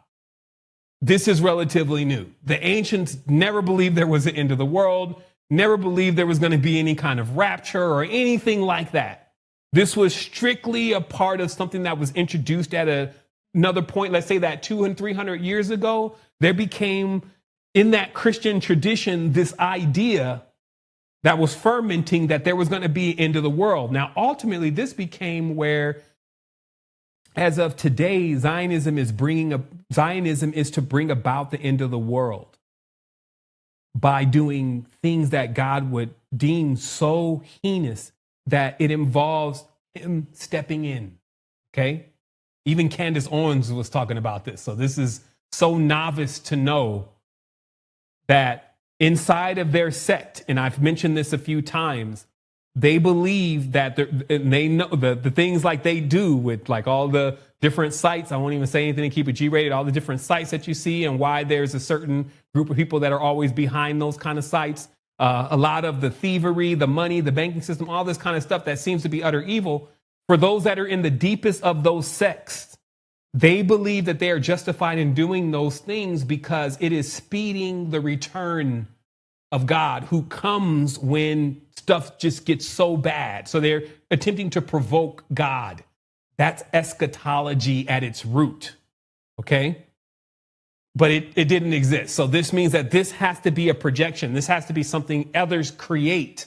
And that's why the jinn and the not all, again, when I say jinn, I'm not saying all jinn are evil, but the malevolent of them love this idea, because this was a way then to bring in a whole new level of fear and a whole new level of obedience. So let's read it. So the angels tell D that the current build of reality is approaching its end of life.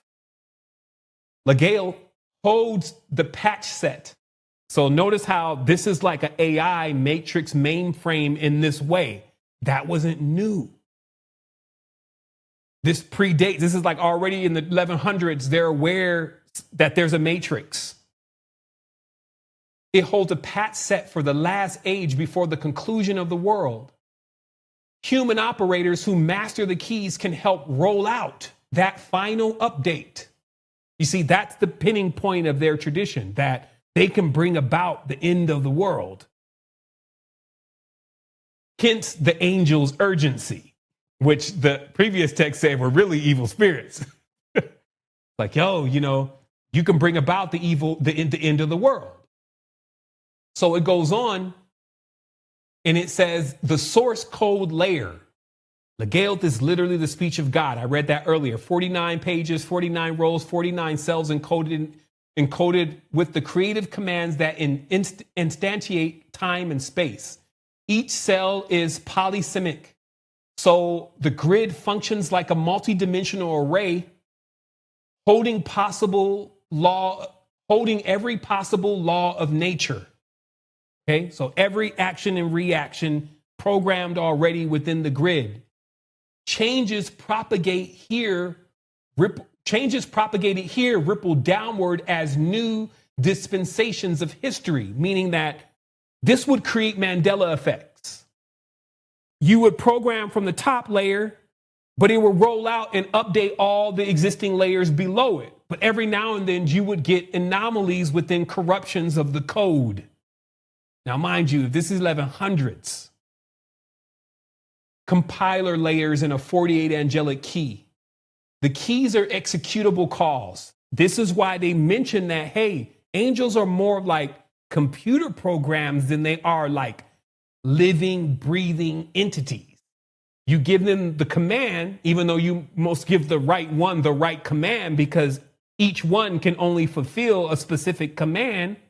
And then that command would happen. So it was never like angels were like these humanoid beings. What they really were codes that operated the matrix, because they contain within themselves the functions of the matrix and held that in a crystal, if you may, like solid, so that way it could be inhabited by what we are as spirits, souls, imagination, etc. So it goes on. The keys are executable calls that compile Legale's code into specific output. Keys 1 to 18 address the Watchtower tablets. They compile elemental qualities, plasma, gas, liquid, solid, plus directional vectors into stable matter-energy relations. Key 19 is a master routine that compiles sectors of the aethers, granting the operator read and write access to higher dimensional memory blocks. Okay, so you're traveling now through the cosmos and coming into the process of realization through a procedural mathematical quotient, ma'at. Basically, that you're even to expect what comes next and know what comes next based on what are the numbers present. And you're also sitting in the framework, like where we're in the body. We're sitting in the framework of the master code. So you're basically programming your reality. It goes on. 4 27 by 27 cell matrices. Air east, fire south, water west, earth north, plus a 20-cell tablet of union. Spirit form of a square processor that renders the observable universe. This is like that idea that when you look away, there is really no world behind you? Or really, when you go to sleep, that there was really no world anyway, because it's all being rendered? Maybe that's not how it's happening on this plane, right? Because this could be like one of those lower realities, depending on a person's vibration.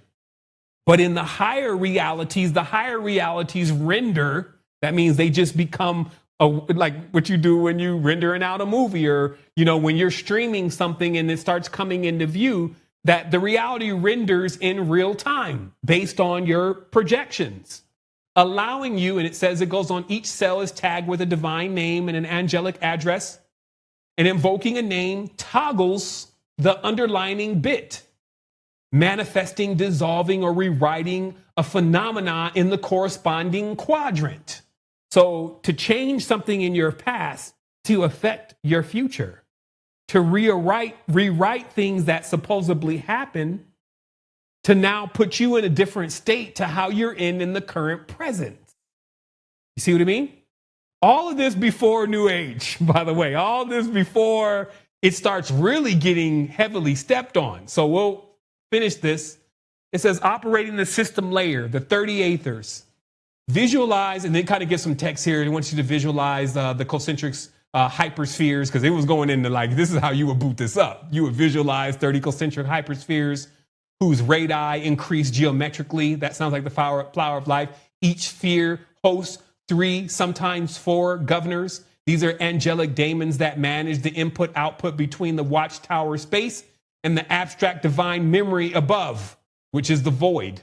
Ascending from text 30 to Lil 1 is analogous to bootstrapping from a shell prompt up to the root access. So this is literally like a logical, computational way of understanding not only how the matrix works, but how to get in it, how to get out of it, how to alter things that happen in it, how to control what happens in the future of it, and how to rewrite what goes on in the past. Okay, this is what's being presented. I think the concept alone is enough. I'm not necessarily looking and saying, well, does it work? Let me go draw this star out on the ground.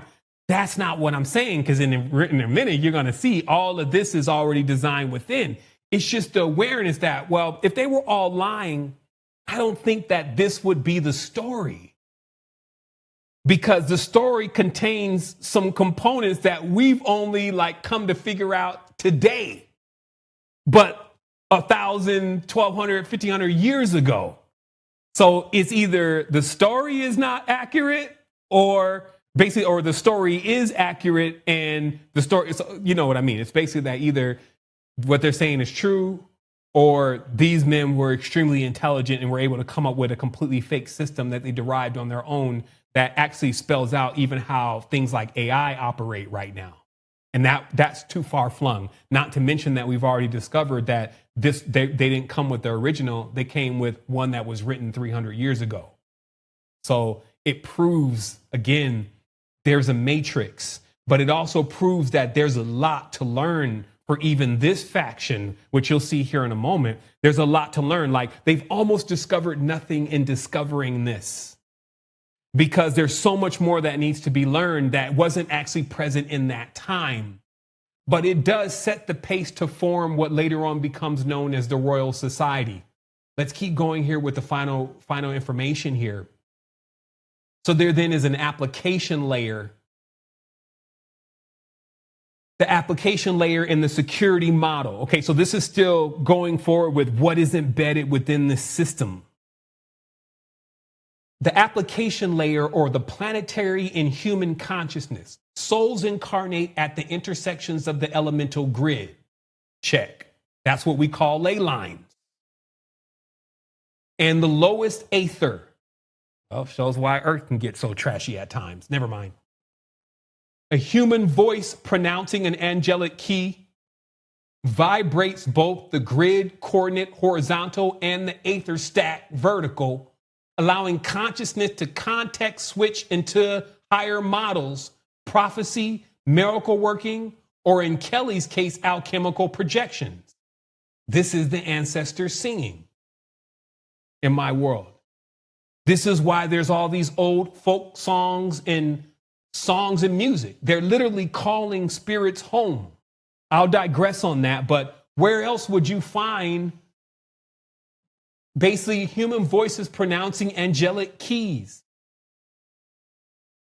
Some people start thinking about ceremonial magic, Gregorian magic. But where my mind instantly goes is when they say, hey, she had a voice like an angel, or the mistress of speech, or where someone can sing so well, but they're singing a specific song, an ancient song. And this is like calling spirits home across the waters. It could be like a siren in itself, but letting you know what direction you should go into in that way. A security modulum, the sigillum del ameth, that's the one in the top right corner, again, originally being this one. The heptagonal seal is a hash of the 7 primary Lagoth instructors. When placed under the table legs, it becomes a sandbox that isolates the working so corrupted packets, i.e. deceiving spirits, cannot spoof the operator's authority. I even had to take a moment on that one, like, huh? And it was literally like unpacking itself, like, okay, so 7, what you're calling distorted entities, demons, evil, whatever, what these are pathways that don't lead to these higher levels of advancements as you're going up through the aethers. What they are corrupted packets. This means like still a work in progress. For a developer, a corrupted package crashes software. So if a person technically has too many corrupted packets, they can't really upload a perfect. So it's almost like, it's like mining. This is the easiest way to explain it. It's like mining, but for perfect data. It's kind of like what they show in Severance, where you only are getting like a few cubes that are perfect out of 1,000. But the goal is to mine to get those perfect cubes. And then when you get one, you submit it to the system, right? And then in this way, it basically brings forth the next level of instructions. And when you can think of this on a level like, okay, well, generally when you get spiritual knowledge and that spiritual knowledge is accurate, it then leads you to the next level of instructions of what you need to be doing. You see what I mean? But if the packet is corrupted, which is what I'm saying with the spiritual systems now, is they have corrupt packets. So when you have corrupt packets, every time you try to submit to the system, like with Bitcoin, it's immediately going to say, no, your hash is... Your hash, we checked your hash against the original framework and it's invalid. So we can't accept it. This is similar to like what you would say is like your manifestations wouldn't happen. The angels wouldn't grant your prayers because the packet that you're using, the packet system is corrupted and bears no witness to the original construct. So it's like you submitted in a code, but your code is corrupt. It's like we don't understand what this means as an angel. Like perspective, like I don't understand what you're asking for because you're speaking in like corrupt packets, and so we can never upload this into the framework because what it would do is it would basically corrupt the entire system. So this is how you would keep the system secure, and that's why it says on the top it says. Well, you can't see it because I'm in the way, but let me move it. On the top, it says it's like a security model. Like, how would you keep the perfection perfect while still having an imperfect world? Well, you never let the imperfect upload into the perfect. Perfect means that you would be able to alter your own reality. Let's desist on this because I'll prove this here in a point. And let's just continue. So let's finalize here that. So what D ultimately did was he put together this sigil and he said, yeah, this sigil, which actually ends up coming out to being a bunch of planetary genie. I did a big breakdown of this with AI using visual, and it basically laid out the entire world as far as what we call the matrix. One thing that it did note is that the 2 most powerful beings here are actually chained themselves to the crescent of the moon and how the moon moves in phases through time. And so there's a lot to be decoded here. I actually will probably save it for next Tribe Vibes. But within this sigil, which again was a much more older sigil, it actually laid out how the entire matrix is constructed and how the entities and the elements move, et cetera, right?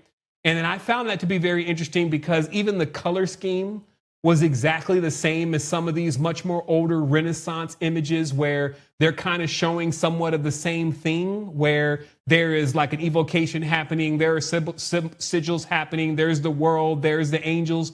But many people think that this, and there's the throne, right? But someone would take this for face value and be like, yeah, we're invoking entities, when really this is like looking at a body where the throne is in the crown of your head and the crystals are there and the programming of the world and the codes in the circle. You see what I mean? And even the keys that are around what looks like the globe and the octaves and all that would be embedded within a symbol, but then only an initiate could read it. And that brings us to the next point, which I call the master plan. And I'll just kind of read this because I got a little exhausted of creating like text things, even though I figured out a way to make AI do it at the last moment. But I'm going to read this to you, and it kind of goes deeper into what I want to ultimately show you in the build today. Let me see. Okay, so let me start here. So the master plan, I call it. Actually, I think I had this.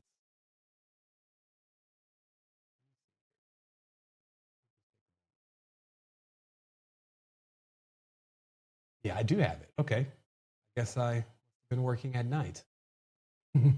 Okay. So following the angelic directives to shape world affairs. Okay. So second, something's happening on my timer here. There we go. D genuinely believed that the angels and the messengers directed human agents, monarchs, scholars, occultists to advance a unified Protestant front. He saw himself as a spiritual architect, laying the groundwork for a global Protestant victory over the church, a necessary prelude to the second coming. Okay, so what I'm mentioning here or pointing out here is that so D literally worked on the framework to usurp the Catholic Church and to create a new religion, fusing in enough of the old traditions, but actually to end the world and start a new one, kind of like Dr. Love Strange. And this is another thing that had come up too. That was another, it just came out of nowhere. And I ended up looking at it last week. And it was because we were watching something and James Earl Jones had come on the screen. And I was explaining to Jeanette, I was like, yo, it would be him. You know, he was the voice of Darth Vader. And, you know, I talked to her a little bit about it. And then I was like, I wonder, you know, what his first movie was that he played in. And this is James Earl Jones. And it turned out to be Dr. Strangelove. He was inside of the plane in Dr. Strangelove. Many have not seen this movie, and, you know, I don't blame you on why not, because it's super old. But for my old heads out there, you know, I remember seeing clips of this movie and just being not like really interested in watching it because it's in black and white. But this time I was in because I was like, yo, this movie, Dr. Strangelove, has come up again. Let me see what this movie is really about and what James Earl Jones was doing in the movie. And so anyway, in this movie, they show one particular character towards the end, especially who is Dr. Strangelove. And Dr. Strangelove has this Nazi-like vision clearly to restart the world and to begin it by them repopulating the world, that it's only going to take like 200,000 people and 10 men, 200,000 women or something like this, and 10 men to basically repopulate the world within a certain amount of time. And because the generals and everybody are so hedonistic, masculine and masochistic, etc., they like this idea. But every single agent that's being imported into this theory and theme, even the rocket builders, etc., are all coming out of, in this case, Nazi Germany, which we know to be true because that was Project Paperclip. Also, as an addendum, the Mossad book explained also something that I didn't know, which was that when the war ended, many of those second-rate rocket scientists were recruited into Egypt. Because at that time, Egypt held the most power in the region as far as the Middle East and was really the force to reckon with. That sounds very interesting. Stuff that we don't think about in history, that Egypt still reigned in that region, still being run by new rulers, but as an adversary to the Zionists up until only just shortly, and recruited, just like the United States recruited some of the scientists and rocket scientists to continue to help them build the weapons. So again, when we even look at the governments today, which we find the intelligence agency is, according to Whitney Webb, are actually, my goodness, the term, syndicates, old crime families, back since the Medicis and all of that, that's what these intelligence agencies actually are. Just so you understand, well, who are these intelligence? Are they run by the government? No, they are crime families that have been going on for hundreds and hundreds of years. So the mastery and killing and drugs and all that kind of stuff, this is now coalesced into like the intelligence department that seems like almost like police in certain ways, but really what they're policing is to make sure nobody else is getting in on the action that they don't have within their construct. That sounds wild, but again, it proves to be absolutely true. She connects all the dots and shows. So again, even when we're talking about intelligence agencies, we're talking about old mob families, old crime families that kept moving up the charts, like all that money, all that influence, all that blackmail, all that treachery, all that spycraft, all of that still coalesces into the intelligence organizations in different parts of the world, because every part of the world has its own intelligence organizations, right? And many of them are feared. And so there's always been a spy versus spy going on back and forth between what you would say is the Jews and what you would say is the Arabs, and then what you would say is also the Chinese, and what you would say is the Russians, and what you would say is the, you know, I don't know what you would call the people in the United States. It's like the citizens of the United States are one thing. The people who really control the United States are another. And you should definitely see it as that. And in that way, again, you have this whole invisible world of spycraft going on, sometimes even under the guise of spirituality. Let's read it here. So it goes on. Let me go to my next slide. Oh, here's just an image of Dee and Kelly performing a seance inside of a cemetery. It's a well-known symbol or a well-known image. And then we continue. In his final years, Dee joined Prague's court of Emperor Rudolf II, spearheading an alchemical movement. Give me 1 second. My slides are set to 5 seconds. Give me 1 second. Thought I had modified all of them. Let's go 10. Let's apply to all this. Okay. So in his final years, Dee joined Prague's court of Emperor Rudolf II, spearheading an alchemical reform movement steeped in his angelic systems. By 1614, his ideas were distilled, often anonymously, into the Rosicrucian Manifesto by Johann Valentine André. These pamphlets promulgated an invisible college. Okay, so this is the beginning of the invisible college, which later on was the Royal Society. An invisible college of enlightened adepts, marrying science, sacred geometry, Kabbalah, and angelology into a utopian blueprint that would influence, this would be future Francis Bacon's New Atlantis and later the Royal Society. Okay? So this gives you everybody. This gives you Shakespeare. This gives you Metaphysical. This gives you all of those who, even the Enlightenment era, the Royal Society, all this is all the same nucleus. Okay? So you can understand that this is the beginning of the formation of secret society as we know it today. André's works and Bacon's utopian vision seeded networks of esoteric lodges, proto-Rosicrucian Masonic, then scientific, that covertly steered intellectual and political currents across Europe and eventually the Atlantic world. In Dee's hands, occult's communication became statecraft and a hidden architecture of symbols and societies aimed at remaking Christendom into a Kabbalistic Protestant mode. the Invisible College became the Royal Society.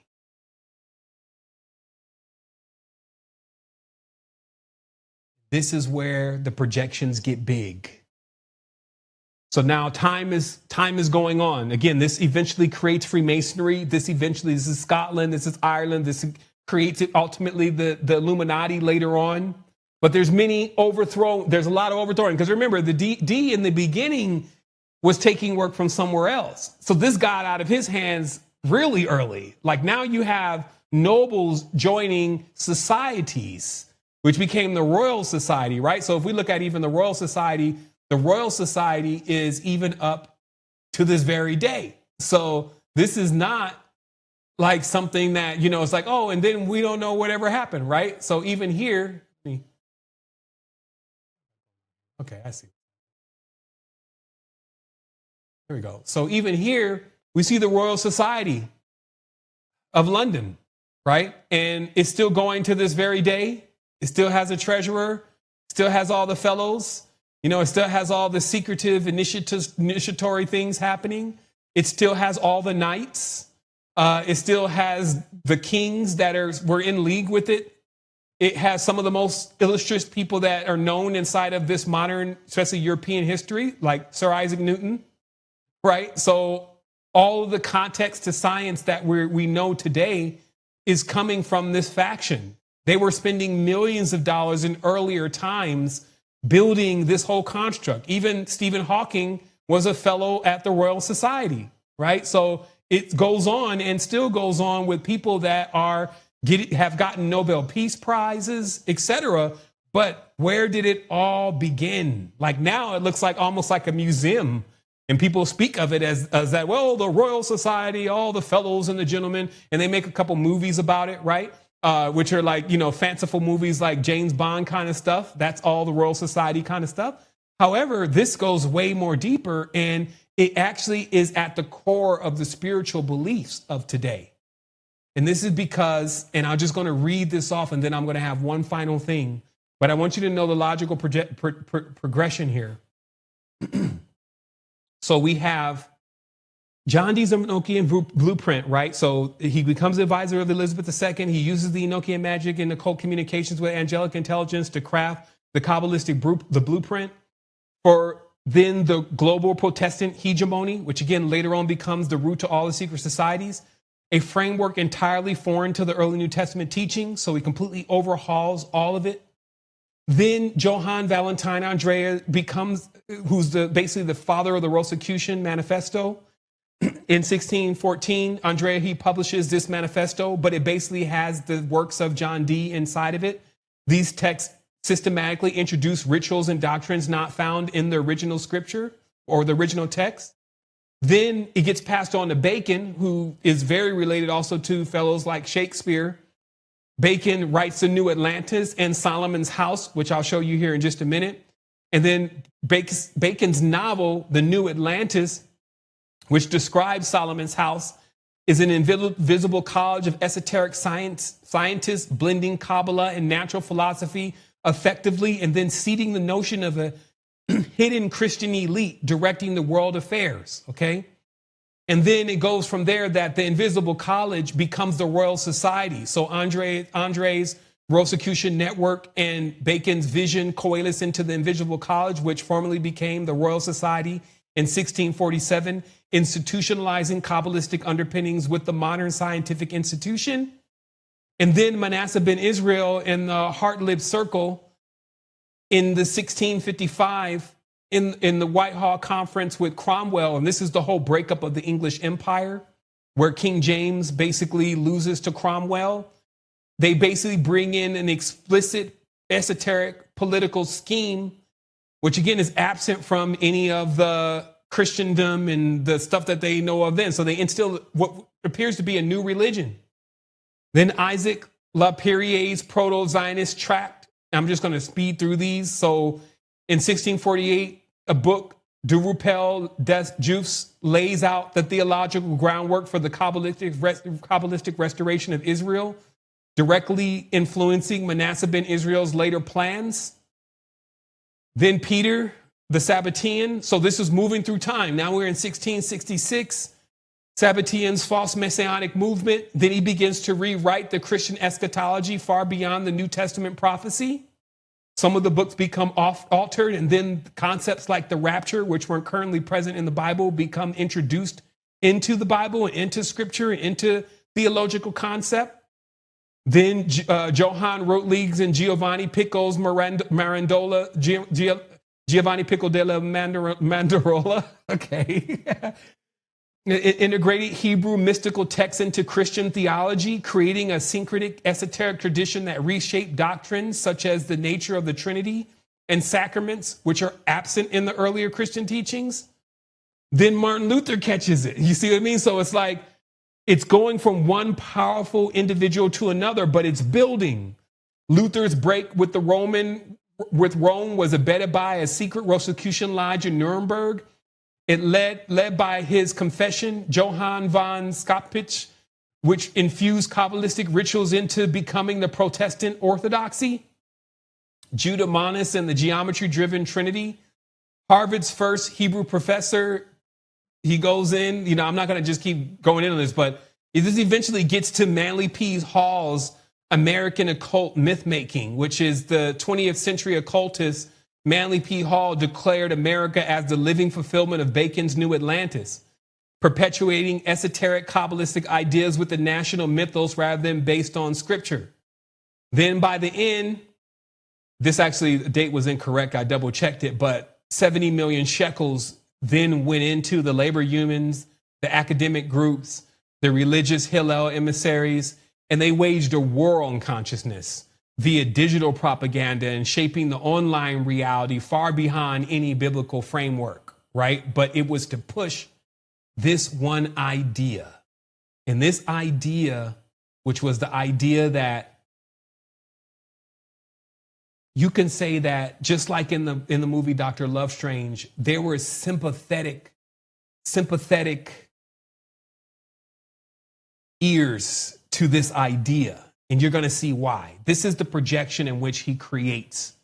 To me, this is the pinnacle of the speech today that I'm having with you. This thought experiment is to see how, again, all the concepts since they began, even with Dee's projections, were all big. This is what made it so easy to be adopted by people who control things, the royals, the ruling parties, because it was even bigger than the ideas that they had conceived. So this is what I was saying. The bigger vision always wins. So when you create a vision, you should make sure it encompasses some of the most important things in the reality. So this goes on of a projection of a vision called The House of Solomon by Sir Francis Bacon. And this is published so you can read this. Erected by King Salomona as an order or society, right? Which for sure, I see more and more that Solomon as a term is the code word for this society because it puts things onto a certain side. Solomon doesn't connect into the Arabic traditions in the way in which all the ancient kings do. It's like an offshoot code word for, we're talking about that, basically the root in on Zionism.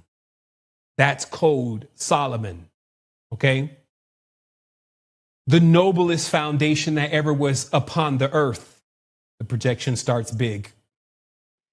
And the lanthorn of this kingdom, it is also called the College of the 6 Days of Work, alluding to the biblical creation week.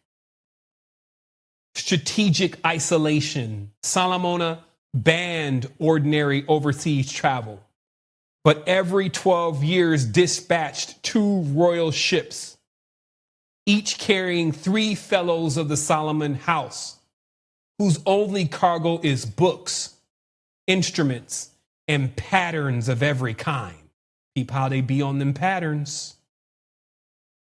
Gathered worldwide, trading only for God's first creature, which was light. So they traded for light.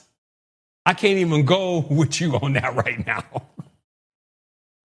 The end of our foundation is the knowledge of causes. and secret motions of things, and the enlarging of the bounds of the human empire to the affecting of all things possible. So this is like the charter, the mission. I'll read it again. This is the House of Solomon's charter and mission. The end of our foundation is the knowledge of causes and secret motions of things. That's what we're talking about. Celestial movements, patterns, weights, measures, and the enlarging of the bounds of the human empire. So this is like total conquest of the human over nature. You're going to see it here in a moment. To the affecting of all things possible. So everything must be brought into the dominion of the human. The region house. Now listen. The lower region, the caves, this is the lower house. This is a structure of the whole house. At the lower levels, there is coagulation. This is what is being taught and trained on. Coagulation, refrigeration, artificial metals, okay? Like space metals are artificial metals. They're what they call them, alloys. I think, ask our brother Eric, right? They have metals that they make that contain then the properties of two different metals. Like when copper was mixed with brass or steel was mixed with brass in order to create like the powers of both of those metals. They have disease cures and longevity hermitages. The upper region, this is 1/2 mile tower on the mountain. There will be isolation, experiments, meteorology, astronomical observation, and hermit observations, hermit observatories, right? Because when you're observing the stars, people shouldn't be around per se. They're just distracting you. You have to focus on these things. So you have to be isolated, looking under these microscopes for all your life, damn near, like the Essenes. Lakes and pools and bays. This is what's to happen there. There should be aquatic burials. I still couldn't figure that out. Desalination, salination, sea air laboratories, artificial wells and water of paradise, mineral springs, medicinal infusion, and life extension water, meteor houses and chambers of health, controlled snow, thunder, lightning, air quality therapy rooms, baths that cure disease and give bodily strength, orchards and gardens, off-season fruiting, grafting, new plant creation, and medicinal botany, parks and enclosures, vivisection, resuscitation studies, poisons, selective breeding, and hybrid animals. Dispensaries and diverse furnaces, pharmacology, long fermentations, graduated heat regimes, perspective houses, optics, color science, telescopy, microscopy, light synthesis, sound houses, quarter tones, voice synthesis, acoustic engineering, long distance sound. Now remember, we've been talking about some of this. We've talked about the anomalies and the curved roof. You hear the voice in your ear. Spoke on how, as acoustical engineer in an amphitheater, you know about all these little weird quirks with sound. So they've surmised an entire vision where all of these sciences and even things that you haven't really thought of would be all within a house, would be all within a new facility that will usher in a new world. And the new world would consist of these things. Perfume houses, artificial odors and flavors, and gastronomic chemistry. This is like Willy Wonka. You see what I mean? Like every single taste that you can think of can be artificially induced and created within engine houses, high velocity projectiles, perpetual motion submarines, flight prototypes. So remember, this was a blueprint that you're starting to see this was checked off the list. But imagine again, there are things going on in the background where there is those who aspire to reach these levels. And again, things are getting checked off the list. They got that high velocity projectile for sure down pat. They were using those yesterday. But I'm just saying, this is not mythological. It's things that they perceived would automatically be possible based on what they discovered as they're sequestering all the knowledge from the land, because that's what the Royal Society did. That's those pictures I was showing earlier where you get these super extensive charts and you get these drawers with every single creature in the world inside of them. But the goal is also to understand how it's made and then to even alter it and to create hybrids of it, not only from the metal, but also to the animals even. And even the sensory system, as you'll see here, mathematical house, precision instruments for geometry and astrology, the houses of deceit. I love the way they call it that. The houses of deceit of the senses, controlled illusions, anti-hoax training, like how not to get the rabbit pulled over you, what is the wool pulled over your eye, an anti-hoax training. Imposter strictly forbidden. Imposter strictly forbidden, right? So finalizing here, we have the region house, the lower region. I think I went through this. Let me see, coagulation, infiltration, caves. Yes. So this is the finalization of the projection. I think there was actually one more little slice, but I'll leave that for the notes.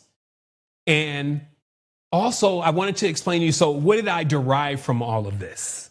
Okay. What I derived is that I need to set up a new system, first of all. I was like, okay, I'm going to make it one of my agendas to, one, first of all, restore the antiquity without any judgment. Remove all the characters, just bring forth the sciences, if you may, because it's getting a little murky, especially within the secret societies and the cults, and also because they fight each other so much, Arab versus Jew versus China versus all of the scriptures in relation to these mysteries are almost completely personalized for each culture, and thus omit certain mysteries or become all out confusing for somebody else from another culture. So I had to go to the basis. So then I started researching what would be the basis, but just me and AI. I actually mentioned to AI that it's probably possible that all the spiritual text is contaminated. And that if we were to redo the system, we would need to consider the following things. And I gave it things like the numbers that we discussed, the cyclic numbers. I gave it things like prime numbers, which I come to find to be also a big part of the code that was being uncovered within the sigil, is that they basically discovered, and I have a picture of it here. Pull that picture. Come on, man. All day. Where's the picture? Okay, it's not going to be. It's going to be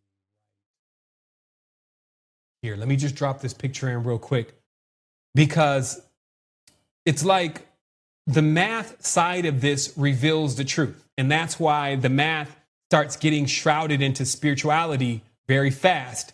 And then all of a sudden a personality is given to the numbers. And while the personalities are a bit accurate, it's also creating somewhat of a cloudiness with what we're actually discussing. And meaning that, so let me just get to the point here. So in the end, I'll get to the end and then try to jump back to the beginning of what I'm trying to explain here, because it's getting a little difficult for me to explain. Let me just get the charts. Go here. Go here. Okay. Let me put this on the screen, because then it'll be easier for you to understand what I uncover by following along with what I end up doing with what I uncovered. So it turned out that language and math, what you would say is like gematria, math, Fibonacci sequences, prime numbers, planetary mathematical squares, etc., all are revealing a code. I can't say that I was successful in completely extracting that code, because there was an error in the data. That error is that the AI automatically assumed words we use that are bad words are innately bad, and thus deviated from numerical perfection to support the theological perception of the number. Okay, so what am I saying? I'm saying that inherently, according to our traditions, numbers like 6 are evil. Okay, let me just put it that way. AI picked up on this. But from a mathematical level, there are many things that are perfect about the number 6. So you had to choose right away. Did you want to go with the theos of what they say is a good thing and a bad thing? Or did you want to base that wholly on what the numbers say is a good thing and a bad thing? And I found that to be interesting right away. I found words that we use in common language that mean good, like Michael, actually meaning in certain ways the worst of the angels.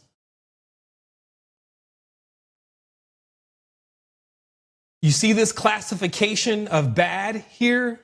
So AI basically revealed that the words that we use that are supposed to be bad are good, and the words that we use that are supposed to be good are bad. I was like, whoa, wait a minute. How did you come to this conclusion? And it basically, to not make this super complicated, was showing that spirituality or the teaching of religious studies became a way to invert the true teachings of the numbers in nature. Now, I can't say I don't agree, because that's exactly what I feel like happened from everything that I see, that religion came and created like an upside down version of it. So everything that you believe there that is good is really like the bad thing to believe. And what AI did was confirm that through numbers. And these numbers were based on all of the secret numbers that appear in math and throughout cultures. Let me see if I can find this really quickly of where these numbers come from. Just give me a quick second since I have this open.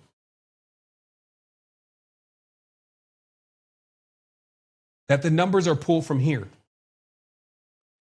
Meaning that when you want to understand what is the basis, Seven, of what what would be a good and a bad, what are we basing that on? Because that's what I was strangling AI. I was like, how can we insist that there's a good and a bad? The AI was saying more of like, listen, the creation is literally good and bad, or literally two opposing forces, which we've come to learn. And creation happens at the intersection points. But what had already been discovered in math is that all prime numbers and all auspicious numbers intersect at a certain point. So thus, if you took all of those numbers and then mapped them back to the language and then used that as a way to determine whether the word was good or evil, what you would end up coming up with is something like a scoring system, where certain numbers would be more powerful or names would be more powerful than others, while other letters and numbers would make it different. You see what I mean? And that what there was a constant thing going on is a way to actually find the most powerful letters and numbers that were still good. And I crawled over this for a long time. First, extracting the most beneficent and the most wicked words. And on the wicked side, ranking all-time number one was mammon, which happens to be the biblical word for money. It's called out as mammon. They say, hey, you can either serve God or you can serve mammon, right? Now, again, because the texts are so conflagrated, God doesn't offer you any relief either. But at least we have come to identify that the God of the world, if it was configured as a name, this would be his name. You see or its name. And it's not based on that it is a actual like a entity as we would see it, but more so than bad numbers. And when you would get bad numbers, what you would get is desolation. You wouldn't land in the places where the horizontal and the vertical meet, meaning that you wouldn't land in the place where things find their balance. You would continue to land in the place and where they would be like distorted. Okay. So I didn't have much more time that I spent, which was a few hours, on redeveloping even the software. I tried to even do it before the Tri-Vibes, but I knew how to do this, but it was just going to take me time. I was being led exactly to what I needed to do and how it could never be challenged, but that it needed to be done properly. So I didn't want to really rush it. But in the end, what you're seeing on the screen, every intersection point that you're looking at maps out to a number. But what you're seeing is the natural pattern of everything's I Ching, if you may. It's lifespan, it's ascension and descension. And at every single point, like we learned earlier today, which gives us a little bit more verbiage about the language of God, if you may, or the nests of creation and how to move around those packets, that those packets were encoded here. And that, again, you could map the packet. I had to take a step back because even when I was doing this in English, I realized that we had a more of an authentic system within the Gematria, Kabbalistic Gematria through Hebrew, since the letters have what we talked about a few weeks before, which was the letters of unity versus the letters of division. So rather than using English, which is a conflagrated language within itself, it's a lesser language, it's a lesser pattern, a lesser matrix, that I should at least start with one that geometrically bears the truth to what it is. So I don't have to trust that this is a good letter, this is a bad letter. I could prove that based on the pattern itself. And that's when I said, you know what, we should go back, because we should just create the patterns.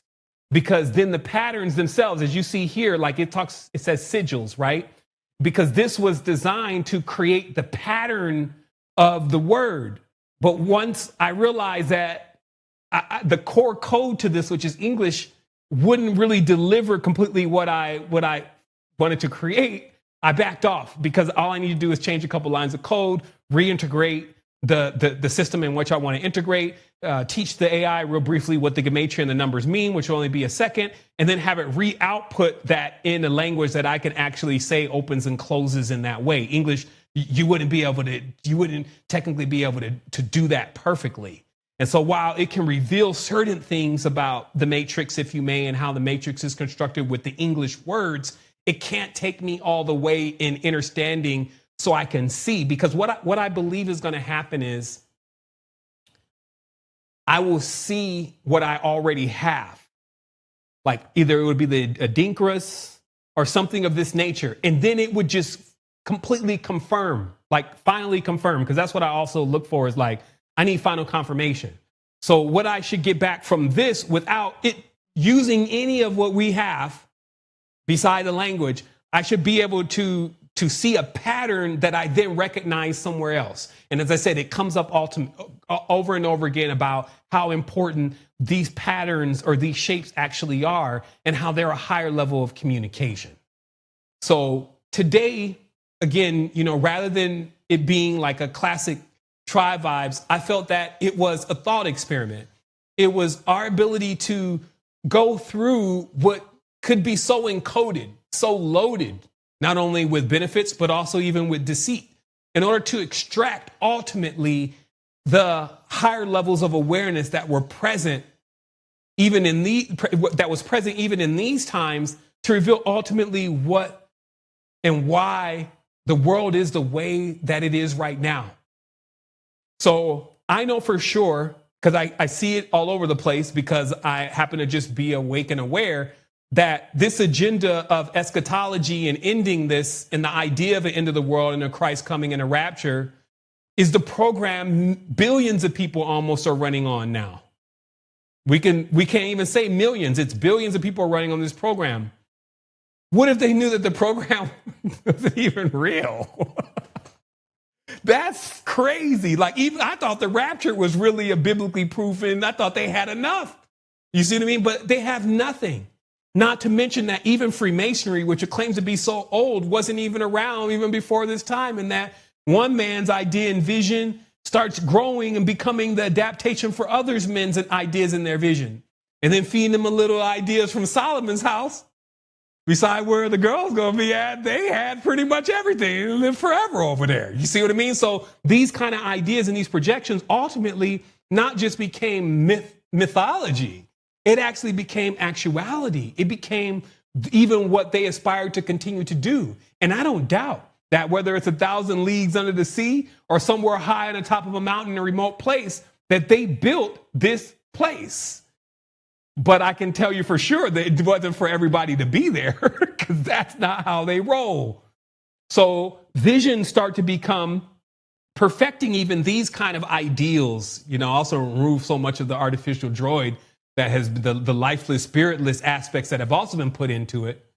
But to create a new vision, or actually you would just be restoring the old vision in which a time where all the treasures of the world were stored within one place, your center. And that was what gave you substance. And so for me, it wasn't just a story, it was an adventure. And then it wasn't just an adventure when it became very factual, and it became something that even changed the way on how I see things now. So meaning that I can read something, learn something, ingest something, and allow that to make a different person, even within a week or a few days. And after even reading that book that I was mentioning earlier, when I realized how they move, I realized exactly how much I needed to even step it up. And how much even a lot of the, just the extra stuff that goes on that doesn't really have any weight for the legacy and sovereignty just needed to be erased altogether and rewritten. And also just how much power we have right now, again, within superintelligence and within our spiritual intelligence, to be able to restore this ancient knowledge that even a word can change things that you didn't necessarily want to be a part of in this reality, to alter what the future of you is like, to be able to go into your own framework and make those adjustments to open the beyond.